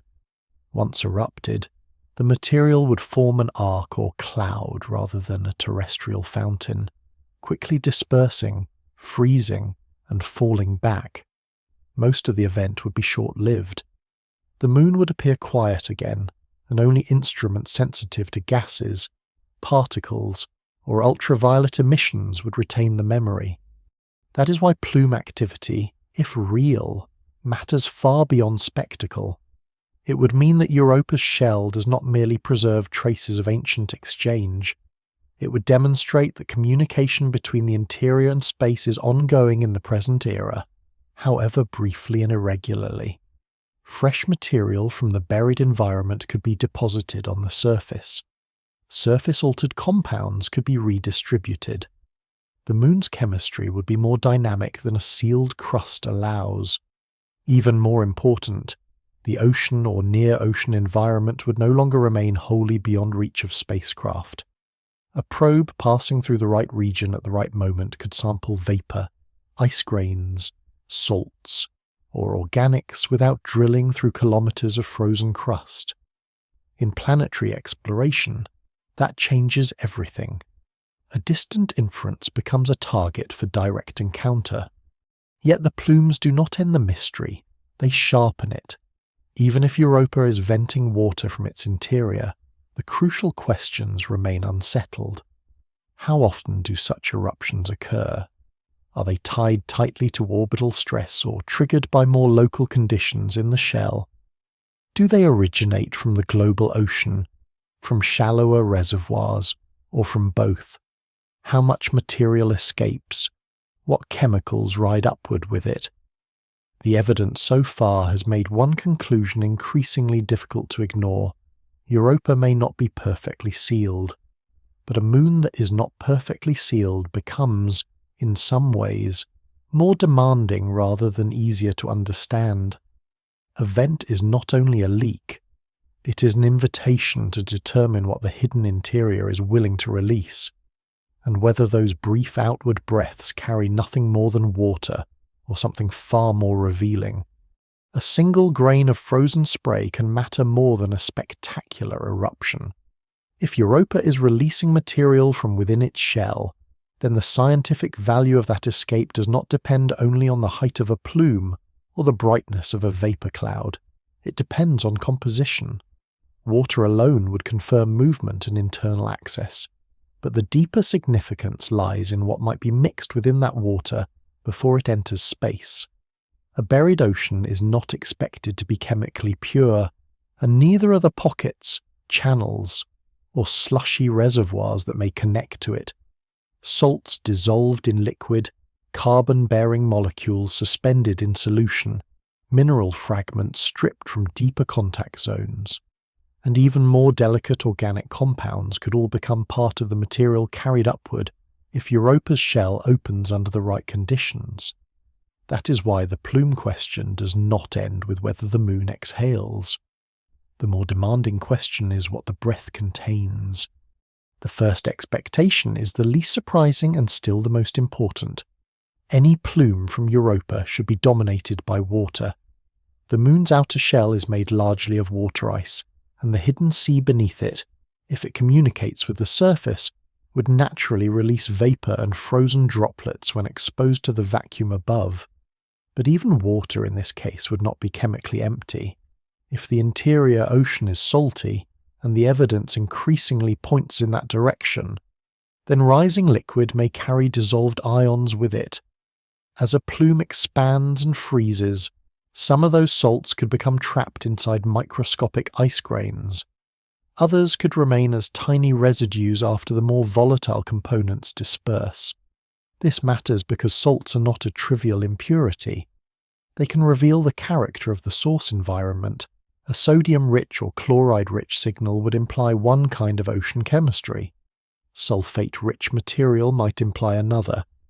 The exact balance could help distinguish whether Europa's buried sea more closely resembles an ordinary briny ocean, a chemically altered interior reservoir, or a more stratified system with regional differences in composition. Such salts would also provide stronger evidence that the material is truly internal, rather than merely surface frost disturbed by some local event. Europa's surface is chemically complex, but it is also heavily processed by radiation from Jupiter. Pure water ice exposed there is gradually altered. Molecules are broken apart, recombined, and stained by chemical products that do not necessarily represent the deeper ocean directly. A plume sample changes the situation because it may contain material lifted rapidly from below and only briefly exposed before being detected. In that sense, a salty ice grain becomes a time-sensitive record, a particle that may preserve traces of the ocean or subsurface reservoir before prolonged radiation chemistry has the chance to overwrite them. The scientific value of plume sampling lies partly in that freshness. A surface deposit can be ancient, mixed, and altered. A newly ejected particle may be far closer to its original state. Beyond salts lies the question of carbon-bearing molecules. Europa has already shown signs that carbon dioxide is present in geologically young terrain, suggesting a meaningful connection between surface chemistry and the subsurface environment. If plumes tap that environment, then some form of carbon chemistry may be expected in the escaping material as well. The simplest possibilities include carbon dioxide itself, dissolved carbon species, or modest organic molecules such as methane, formaldehyde, methanol, or related compounds. These are not signs of life by themselves. They are signs of a chemically active world. Carbon compounds can arise through abiotic processes, including water rock reactions, delivery by impacts, and transformations within the ocean or ice shell. Their importance lies in how they deepen the picture of Europa as an environment rather than a mere reservoir. A plume rich in carbon-bearing molecules would suggest that the buried sea is not only wet and salty, but chemically stocked in ways relevant to both geology and biology. The difficulty is that organics are fragile in different ways. Some survive freezing well, others are more easily broken down by radiation or lost during ejection. The path from a hidden liquid environment to open space is not chemically neutral. Pressure changes, rapid freezing, and exposure to energetic particles can all alter what is present and what remains detectable.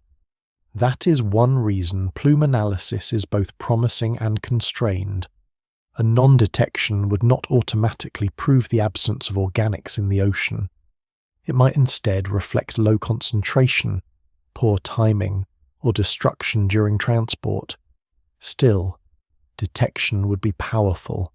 Even modest organics, if clearly associated with interior material, would strengthen the case that Europa's ocean contains ingredients of genuine astrobiological interest. Mineral particles could be equally important, though they attract less attention than organics because they sound less dramatic. On Enceladus, tiny silica-rich grains detected in plume material became significant because they pointed toward interaction between water and warm rock at depth. Europa may or may not release the same kind of particles, but the principle applies. If fine mineral fragments from the seafloor or from chemically altered zones within the shell are entrained in rising water and carried into space, they could preserve evidence of the physical conditions where the water has been. Grain structure, composition, and the presence of specific mineral phases might indicate temperature ranges, pH conditions, or degrees of water-rock interaction. In other words, the plume might carry not only molecules but geological testimony. This possibility matters because it changes plume analysis from a narrow search for biology into a wider search for environmental context. A grain of salt can say something about salinity. A carbon-bearing molecule can say something about chemical inventory. A mineral fragment can speak to the seafloor, to hydrothermal circulation, or to brine pockets within the crust. Together they would allow the hidden ocean to be approached as a system. The plume becomes useful not because it offers a simple answer, but because it may contain pieces from several levels of Europa's interior at once. Some particles might come from shallow reservoirs in the ice, others might carry deeper signatures. Interpreting that mixture would not be simple, but it would be far better than having no direct sample at all. The most delicate possibility is that plume material could contain compounds whose abundance or pattern is difficult to explain without invoking biological processing. This is the point where caution becomes most necessary. No single molecule automatically counts as a biosignature. Methane, for example, can be produced by life on Earth, but it can also arise through non-biological reactions. Amino acids can be part of biology, yet they can also form through abiotic chemistry under suitable conditions. Even a mixture of organics may remain ambiguous if the environmental context is poorly constrained. What matters is not isolated detection, but pattern. Scientists would want to know which molecules are present together, in what proportions, under what conditions, and whether those proportions depart meaningfully from what known non-biological processes would be expected to produce. Europa's plume, if sampled, would therefore not be judged by a single sensational finding. It would be read more carefully as a layered chemical record. That record might include asymmetries that are subtle rather than spectacular, a surprising excess of one gas over another, a repeated association between certain organics and salt particles, or isotopic ratios that suggest selective processing could all become important. On Earth, life leaves many signatures not through one impossible molecule, but through the way it organizes matter. It concentrates some compounds, depletes others, and sustains chemical imbalances that would otherwise fade. If Europa hosts even microbial ecosystems in its ocean, traces of that activity might survive transport into a plume only in diluted or fragmentary form. The challenge would be to distinguish such traces from the enormous background of plausible abiotic chemistry. That is why plume science is powerful and humbling at the same time. It offers access, but not simplicity. There is also the question of where plume material originates.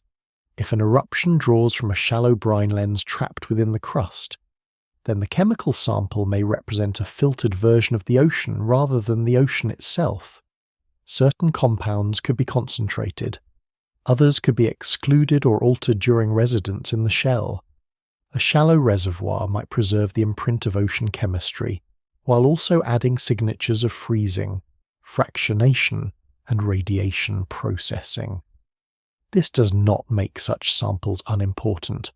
On the contrary, even an altered sample would carry valuable information about exchange between the ocean and the crust.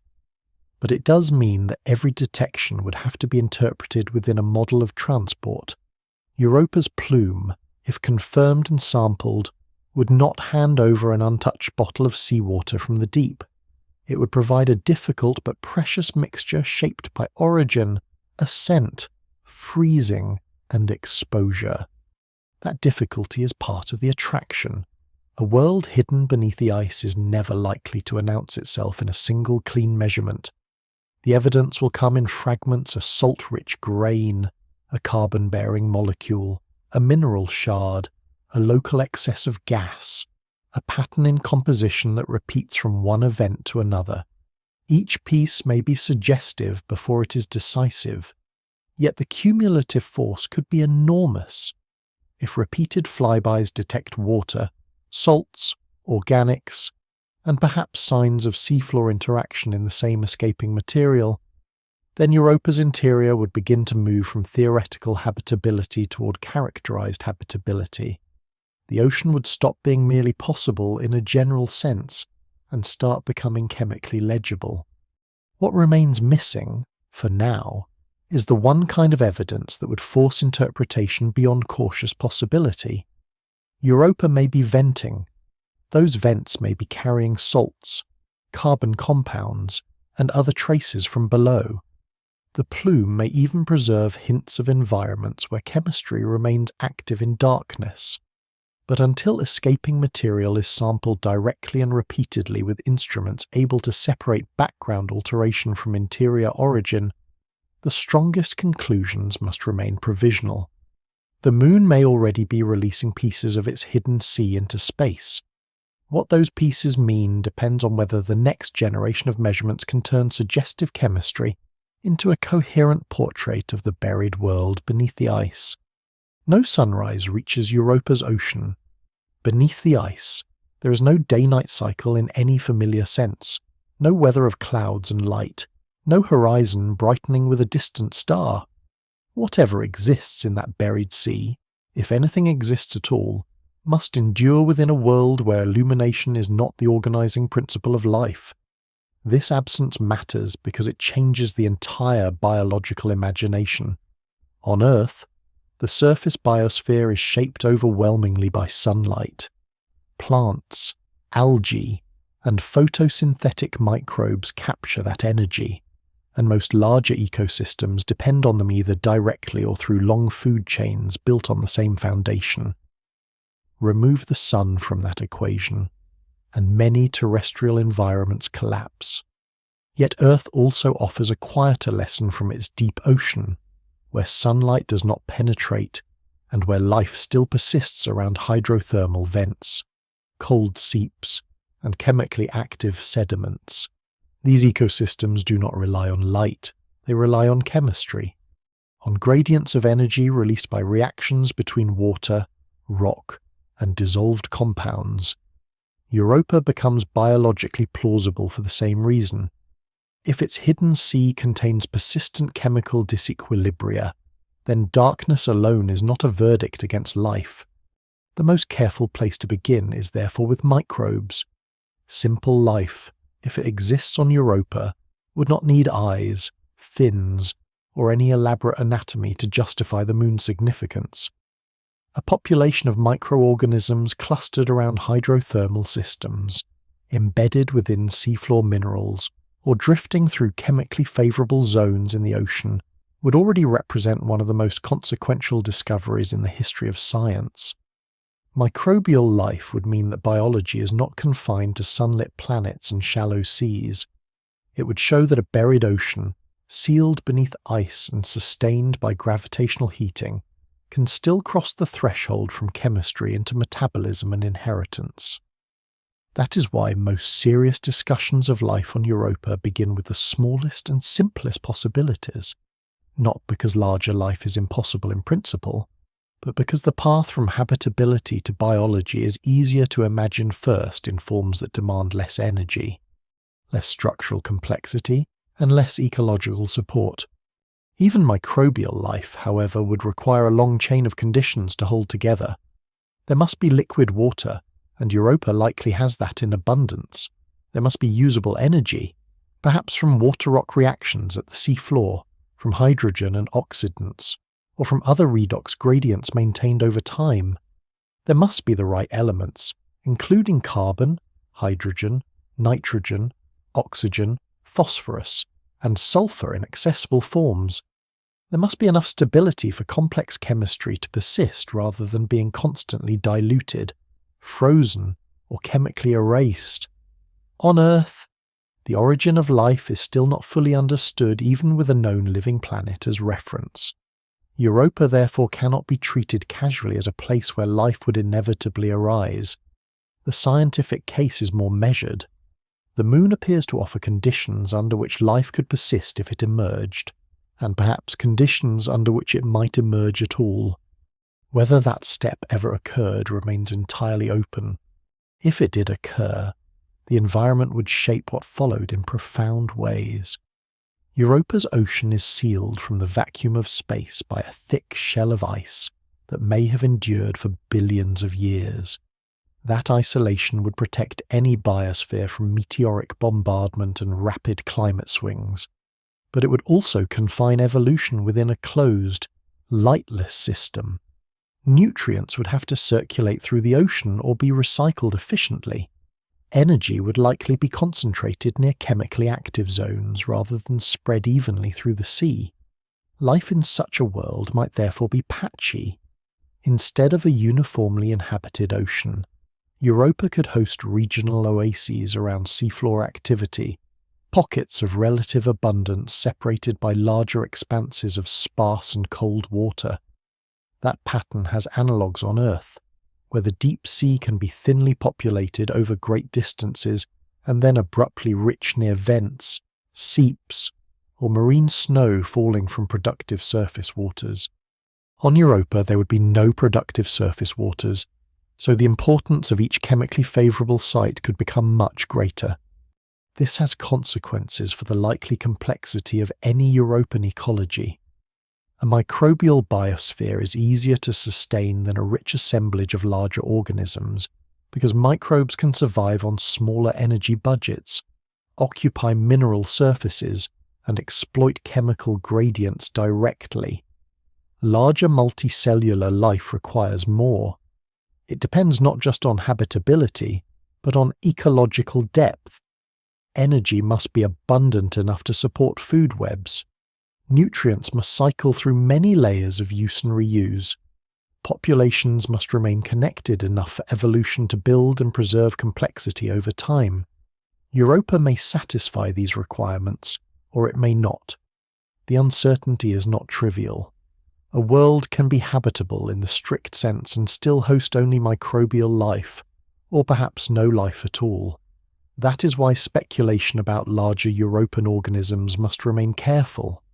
The Moon's appeal lies not in how grandly it can be imagined, but in how many serious unknowns it still holds. And yet the possibility of complexity cannot be dismissed simply because the ocean is dark. On Earth, multicellular life has repeatedly entered regions without sunlight, so long as some form of energy flow remains. Deep-sea ecosystems include worms, crustaceans, mollusks, and fish adapted to darkness, pressure, and limited resources. Europa's ocean, if oxygen or other oxidants are delivered downward from the surface in meaningful amounts, could in theory support metabolic intensity beyond the very smallest forms. Much would depend on the efficiency of that chemical delivery and on the productivity of the seafloor. If those inputs are low, biology may remain restricted to slow, sparse microbial communities. If they are higher, a more layered ecosystem becomes imaginable. Small grazers feeding on microbial mats, drifting filter feeders in localized plumes of nutrient-rich water, or mobile scavengers around warmer seafloor regions all sit within the outer edge of disciplined speculation. None of these possibilities is evidence. They are attempts to think within environmental constraints rather than against them. The sensory world of such organisms, should any exist, would also differ profoundly from the one associated with surface life. In permanent darkness, vision becomes less reliable unless bioluminescence evolves, or faint thermal and chemical cues can somehow be translated into image-like information. More useful senses might involve pressure, vibration, chemistry, and electric fields. Water conducts sound and movement efficiently, and a sealed ocean under ice could be rich in mechanical information, cracking in the shell, convective currents, plume-like upwellings, and distant geological events might all generate a changing acoustic landscape. Organisms in such a world might orient through gradients rather than sights, detecting dissolved compounds, temperature shifts, or minute disturbances in surrounding water. This is not fantasy without foundation. Earth already contains species that navigate largely through non-visual cues, and aquatic environments favour that kind of sensitivity. Europa simply extends the same logic into a far more absolute darkness. Still, the farther speculation moves beyond microbes, the more fragile it becomes. Large animals require not only energy, but continuity of energy. They require development, reproduction, ecological stability, and evolutionary pathways that do not collapse under scarcity. Europa's ocean may be vast, but volume alone does not guarantee richness. A deep sea can be immense and still poor if chemically useful material is rare or unevenly distributed. The shell above may also restrict how efficiently oxidants and other surface products reach the ocean. If the buried sea is strongly stratified, nutrients and energy sources could remain separated in ways that limit biological expansion. This means that even a biologically inhabited Europa might still be a world of extreme restraint, where life persists but does not flourish into complex forms recognizable from Earth's more generous environments. The thought of intelligence in such a world belongs even farther from the center of current science. It is not forbidden by physical law, but it lacks evidential support and depends on many additional contingencies. Intelligence of a technologically expressive kind is not an inevitable outcome of life. On Earth it appears late, rarely, and under very specific ecological and evolutionary conditions. Europa's sealed ocean, with no fire, no open sky, no surface agriculture, and perhaps no stable route to manipulating external materials in a cumulative technological way, would impose very different pressures. This does not make cognition impossible. It simply means that projecting a hidden civilization beneath the ice says more about human imagination than about Europa itself. The more disciplined question is narrower and more meaningful: whether a long-lived ocean can sustain any evolving biosphere at all, and if so, how far complexity can travel when the entire history of life unfolds in darkness. In that sense, Europa invites a form of biological humility. The moon does not need large creatures to justify the mystery. It does not need intelligence to become one of the most important places in the solar system. A biosphere of microbes alone, surviving in seafloor pores or around warm mineral interfaces, would already transform the understanding of life in the universe. At the same time, the ocean's age, scale, and probable chemical energy keep the larger possibilities from disappearing entirely. The world beneath the shell may be sparse or active, simple or layered, narrowly habitable or quietly inhabited. Each possibility remains open because the evidence so far speaks mainly of conditions, not occupants. That is what makes Europa's biological question so enduring.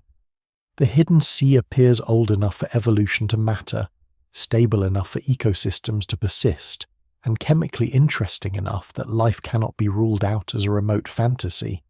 Yet nothing observed so far compels the conclusion that the ocean is alive. The darkness beneath the ice may hold only active chemistry, or chemistry that crossed long ago into biology and has remained sealed there ever since. Until the ocean or its escaping traces are examined closely enough to discriminate between those two states, Europa remains suspended at a threshold more demanding than simple habitability. It is not merely a place where life could exist. It is a place where the boundary between a living world and a merely promising one has not yet been drawn. Mars once held the public imagination as the most immediate place to seek life beyond Earth, and for understandable reasons. Its dry channels, mineral deposits, and ancient lake basins preserve the memory of a world that was once wetter, warmer in key intervals, and more open to sunlight than it is now. The red planet offers accessibility, geological richness, and a long record of environmental change written directly across its surface. Yet that very surface also reveals the problem. Whatever habitable conditions Mars once possessed are largely conditions of the past. Its atmosphere is thin, its present-day liquid water is limited and unstable at the surface, and much of its biological promise lies in ancient sediments or protected subsurface niches rather than in an active global environment still obviously sustained today. Europa belongs to a different category. It does not present open valleys or dried riverbeds. It offers instead a concealed ocean that may still exist now, not as a remnant of habitability, but as a continuing world beneath ice. Mars remains profoundly important because it may tell how life begins or fails on a terrestrial planet. Europa stands apart because it may still be carrying a habitable environment in the present tense. That difference between ancient habitability and ongoing habitability is one of Europa's greatest advantages. A buried sea preserved by tidal heating is not simply a geological memory. It is an environment that may still be chemically active, still in contact with rock, still receiving energy, and still protected from the vacuum of space by an extensive shell of ice. On Mars, a biosignature search often becomes a search through ruins, through rocks that may have recorded biology long ago if biology ever emerged there at all. On Europa, the search is directed toward a system that may not be ruined. The ocean, if inhabited, may remain inhabited. Even if sterile, it may still preserve the kinds of gradients and interactions that make life possible. This gives Europa a scientific tension very different from Mars. One world asks whether life once found a foothold and vanished or retreated. The other asks whether a hidden habitat may have persisted uninterrupted for immense spans of time beyond the view of sunlight.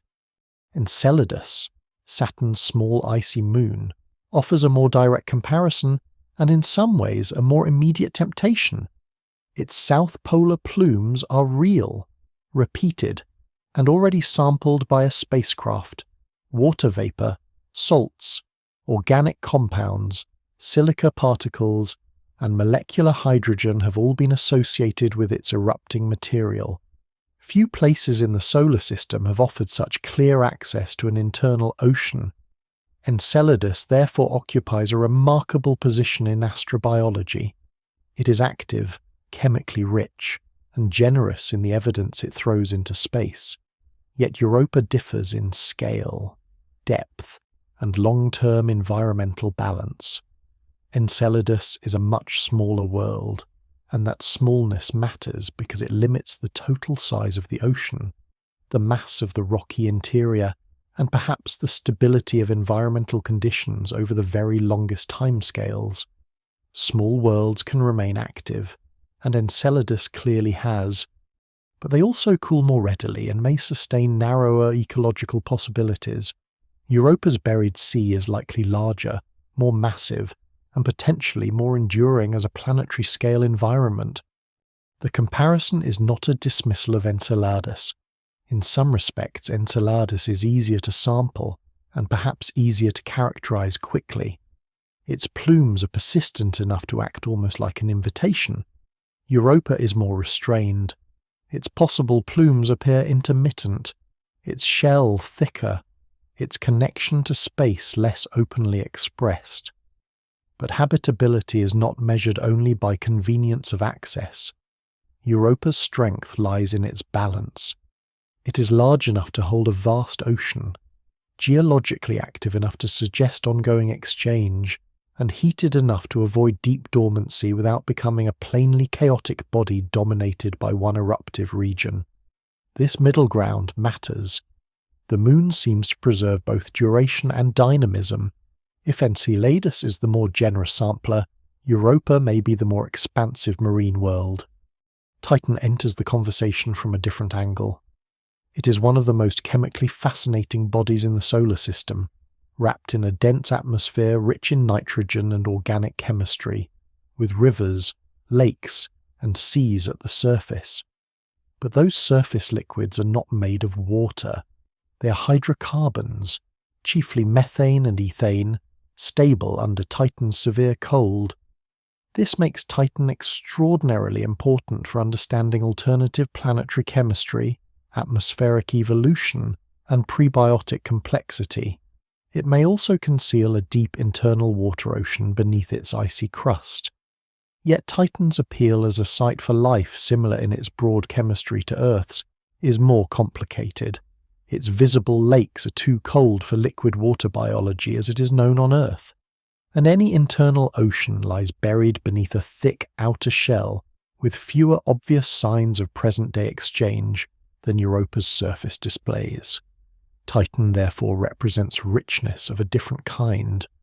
It may be a laboratory for organic chemistry on a grand scale, perhaps even for unfamiliar pathways toward life. But Europa remains more directly aligned with the classic conditions sought for Earth-like habitability: liquid water, contact with rock, internal energy, and a crust that appears geologically responsive rather than deeply sealed. Ganymede, Jupiter's largest moon, is also believed to harbour a subsurface ocean, and its scale is extraordinary. It is larger than the planet Mercury and differentiated enough to possess a metallic core and even its own intrinsic magnetic field. By size alone, it might seem to rival or surpass Europa as a place of interest.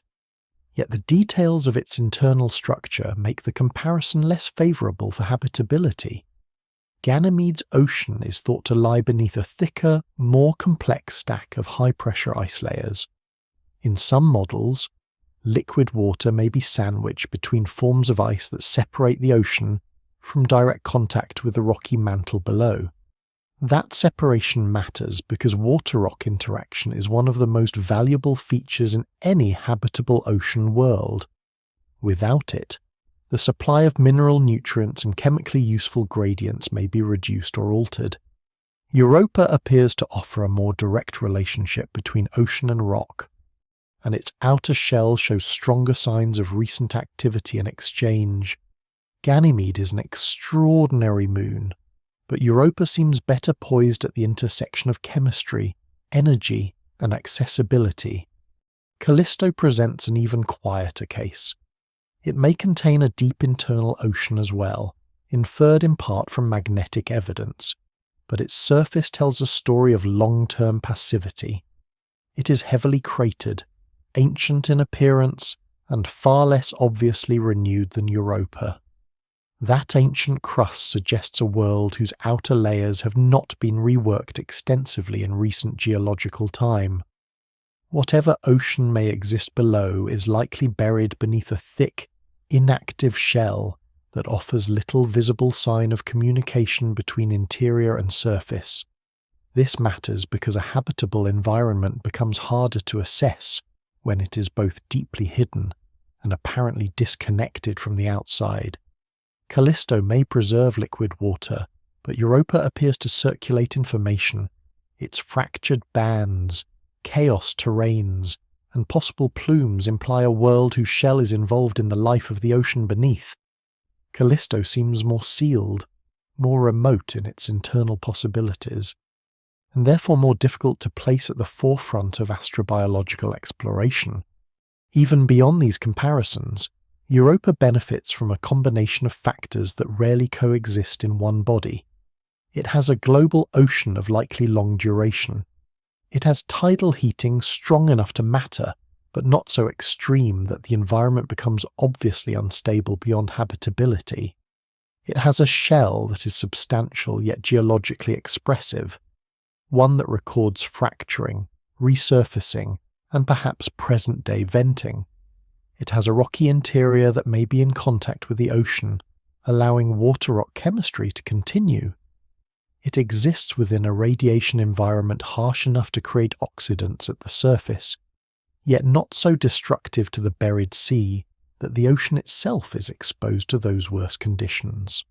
In other words, Europa appears to assemble the main ingredients of habitability into a single system, while also preserving routes by which those ingredients may interact.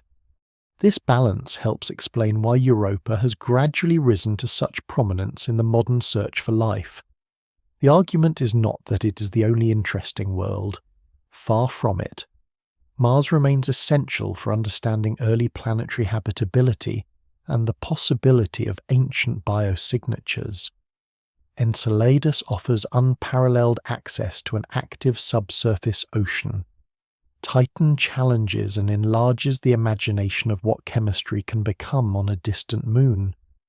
Ganymede and Callisto broaden the concept of ocean worlds around giant planets. But Europa occupies a rare middle position among them. It is not merely the easiest to reach, the most active, the largest, or the strangest. It is the world where several favourable conditions seem to align with unusual persistence. That alignment does not guarantee life.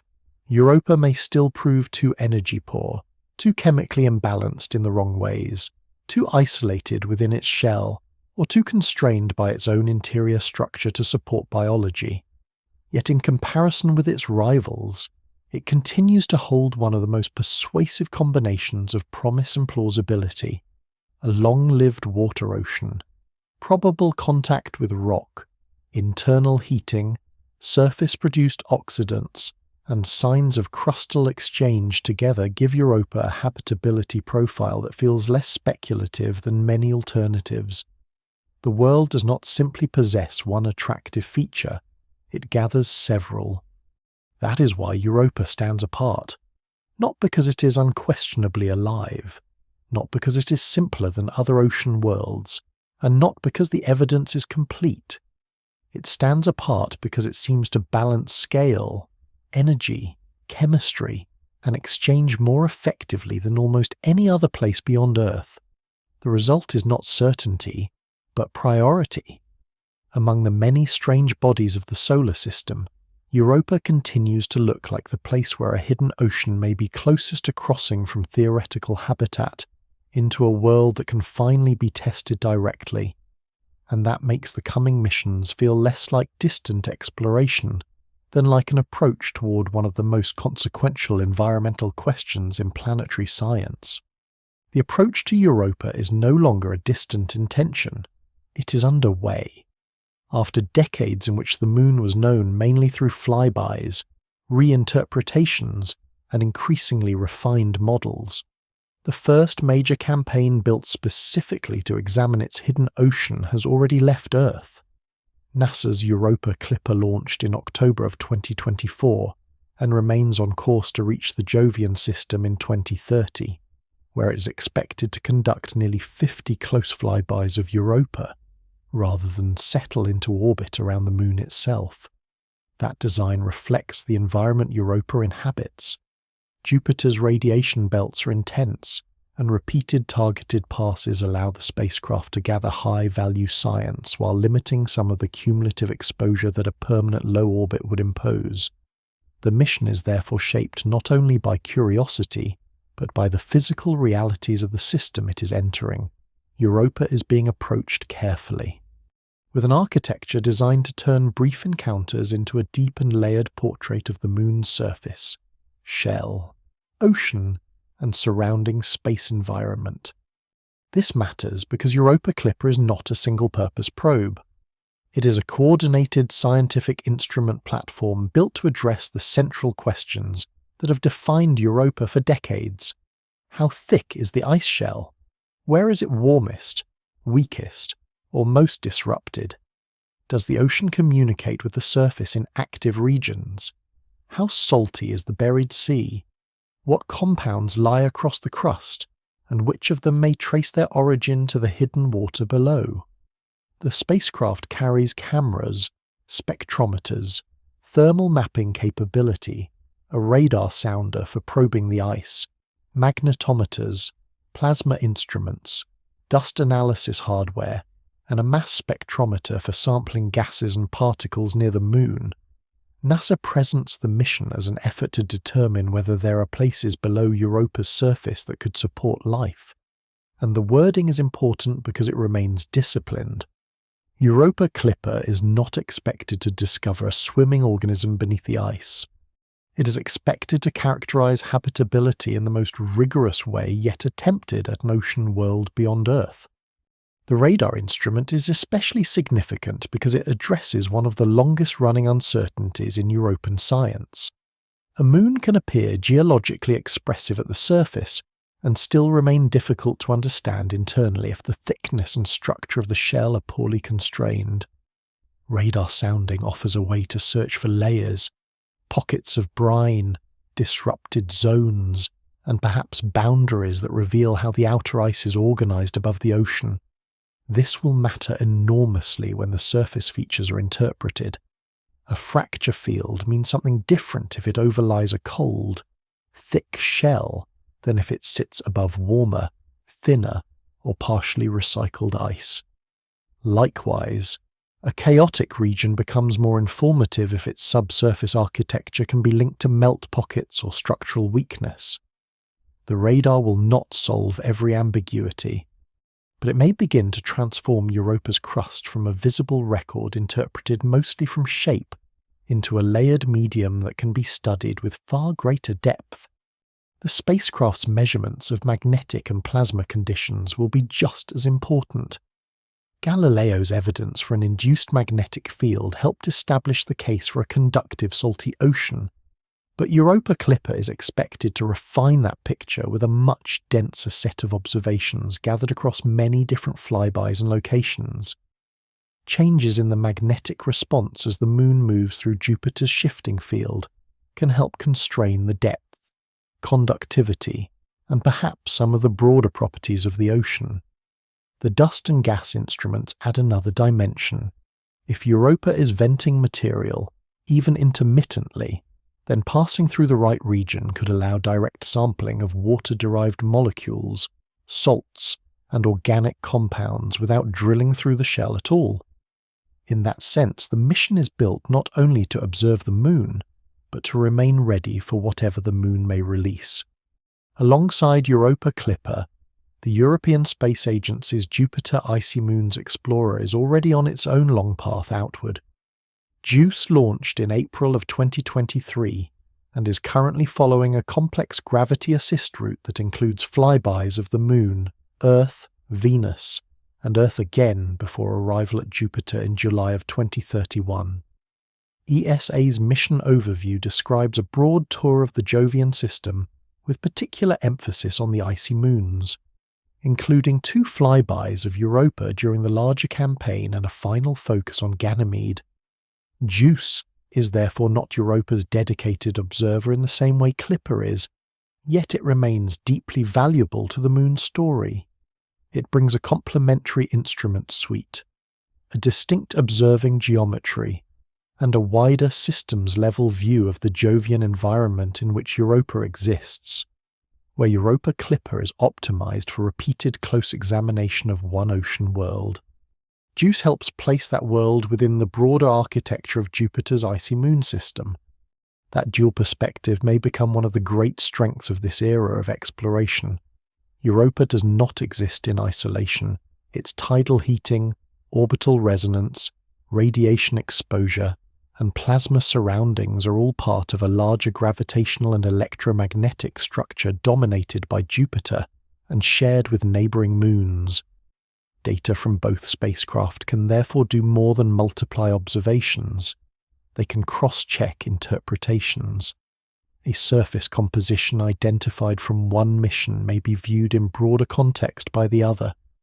A magnetic pattern may be better understood when placed against a richer understanding of the Jovian plasma environment. A local feature on Europa may become more meaningful when compared with related processes on Ganymede, or with the larger behavior of the system. ESA has already described the 2 spacecraft as a kind of dream team for Jupiter science, and while the phrase is promotional, the underlying point is sound. The coming years will not produce a single narrow look at Europa. They will produce an interlocking set of investigations across the wider realm that shaped it. What makes this particularly consequential is timing. For most of modern planetary science, Europa has occupied a difficult category profoundly important, widely discussed, and yet materially inaccessible. Its ocean was inferred rather than touched. Its chemistry was glimpsed rather than sampled. Its shell was mapped in fragments rather than examined globally with instruments built specifically for the task. That long interval is ending. The Moon is moving from a world of strong inference into a world of planned repeated measurement. This shift should not be underestimated. Many of the questions that once seemed permanently out of reach are now being translated into mission operations, flyby geometry, instrument targeting, and eventual data sets. The pace remains slow in human terms because the outer solar system demands patience. But scientifically, the transition is sharp. Europa is no longer waiting at the edge of imagination alone. It is waiting at the end of a trajectory already underway. Even so, the most important discoveries may not arrive as a single revelation. They may accumulate. One flyby may improve the map of the shell. Another may detect a thermal anomaly. Another may strengthen the case for recent exchange between ocean and surface. Another may pass through a plume or a cloud of particles and return a chemistry more complex than expected. The decisive portrait of Europa may emerge not from one dramatic moment, but from convergence, much as the case for the hidden ocean itself emerged through convergence in the Galileo era. This is often how deep planetary mysteries yield. They do not collapse all at once. They narrow, clarify, and become progressively less tolerant of older uncertainty. Europa, Clipper, and Juice are important not only because they may discover something astonishing, but because they are built to reduce the space in which the Moon can remain vague. If that process unfolds as hoped, the next stage becomes easier to imagine. Strong evidence for recent exchange, chemically rich plumes, or especially favourable surface deposits could strengthen the case for a future lander. More advanced concepts, far beyond the present missions, might one day attempt to melt through the shell or deploy an autonomous submersible into the sea itself. Those ambitions remain distant because Europa resists haste. The ice is thick, the radiation severe, and the engineering burden immense. But serious exploration often advances through staged confidence. First comes reconnaissance, then comes a narrowed target, then comes the mission designed to meet that target directly. Europa, Clipper, and Juice belong to that first indispensable stage. They are the missions that ask the Moon where its best answers might be found. For that reason, the closing movement of Europa's mystery is not really a closing at all. The hidden ocean remains concealed. The chemistry of the plumes, if plumes are present, still waits for decisive sampling. The thickness of the shell, the nature of the seafloor, and the reality or absence of biology all remain unresolved. Yet the difference now is unmistakable. The next evidence is not hypothetical. It is being carried outward already on spacecraft launched from Earth and committed to the long descent into Jupiter's realm. What has for so long been inferred from scars in ice and disturbances in magnetic fields is about to be tested with a seriousness equal to the question itself. Europa has remained one of the solar system's quietest great mysteries because its most important world lies beneath the surface. Now, for the first time, the search is arriving with the tools to ask that buried world what it is. In the end, Europa remains compelling not because it offers easy wonder, but because it holds so much beneath restraint. The surface is bright, cold, and fractured, yet almost every important clue points downward into a world that does not reveal itself directly. Beneath the shell may lie an ocean kept liquid by gravity, dark but not necessarily still, sealed away yet perhaps never entirely cut off from the restless chemistry of rock, salt, and ice. That is part of what gives the Moon its unusual weight in science. It is not only a remote object circling Jupiter, it is a place where several of the great planetary questions meet in quiet concentration. How does a world remain active so far from the Sun? How long can a hidden ocean endure? When do chemistry and energy become enough to sustain life? And how much can be learned about a buried sea without ever seeing it with open eyes? Europa does not answer these questions all at once, it narrows them. It gives them shape through cracks in ice, subtle magnetic responses, signs of exchange, and the steady suggestion that the frozen exterior is only the beginning of the story. That is why the mystery has endured for so long. It is not vague. It has edges. It has evidence. And now, for the first time, it has missions already on their way to test whether the hidden ocean is merely habitable, chemically alive, or something stranger still, until those answers arrive. Europa remains suspended between certainty and possibility, a world defined by what it conceals and by how much that concealment has already revealed.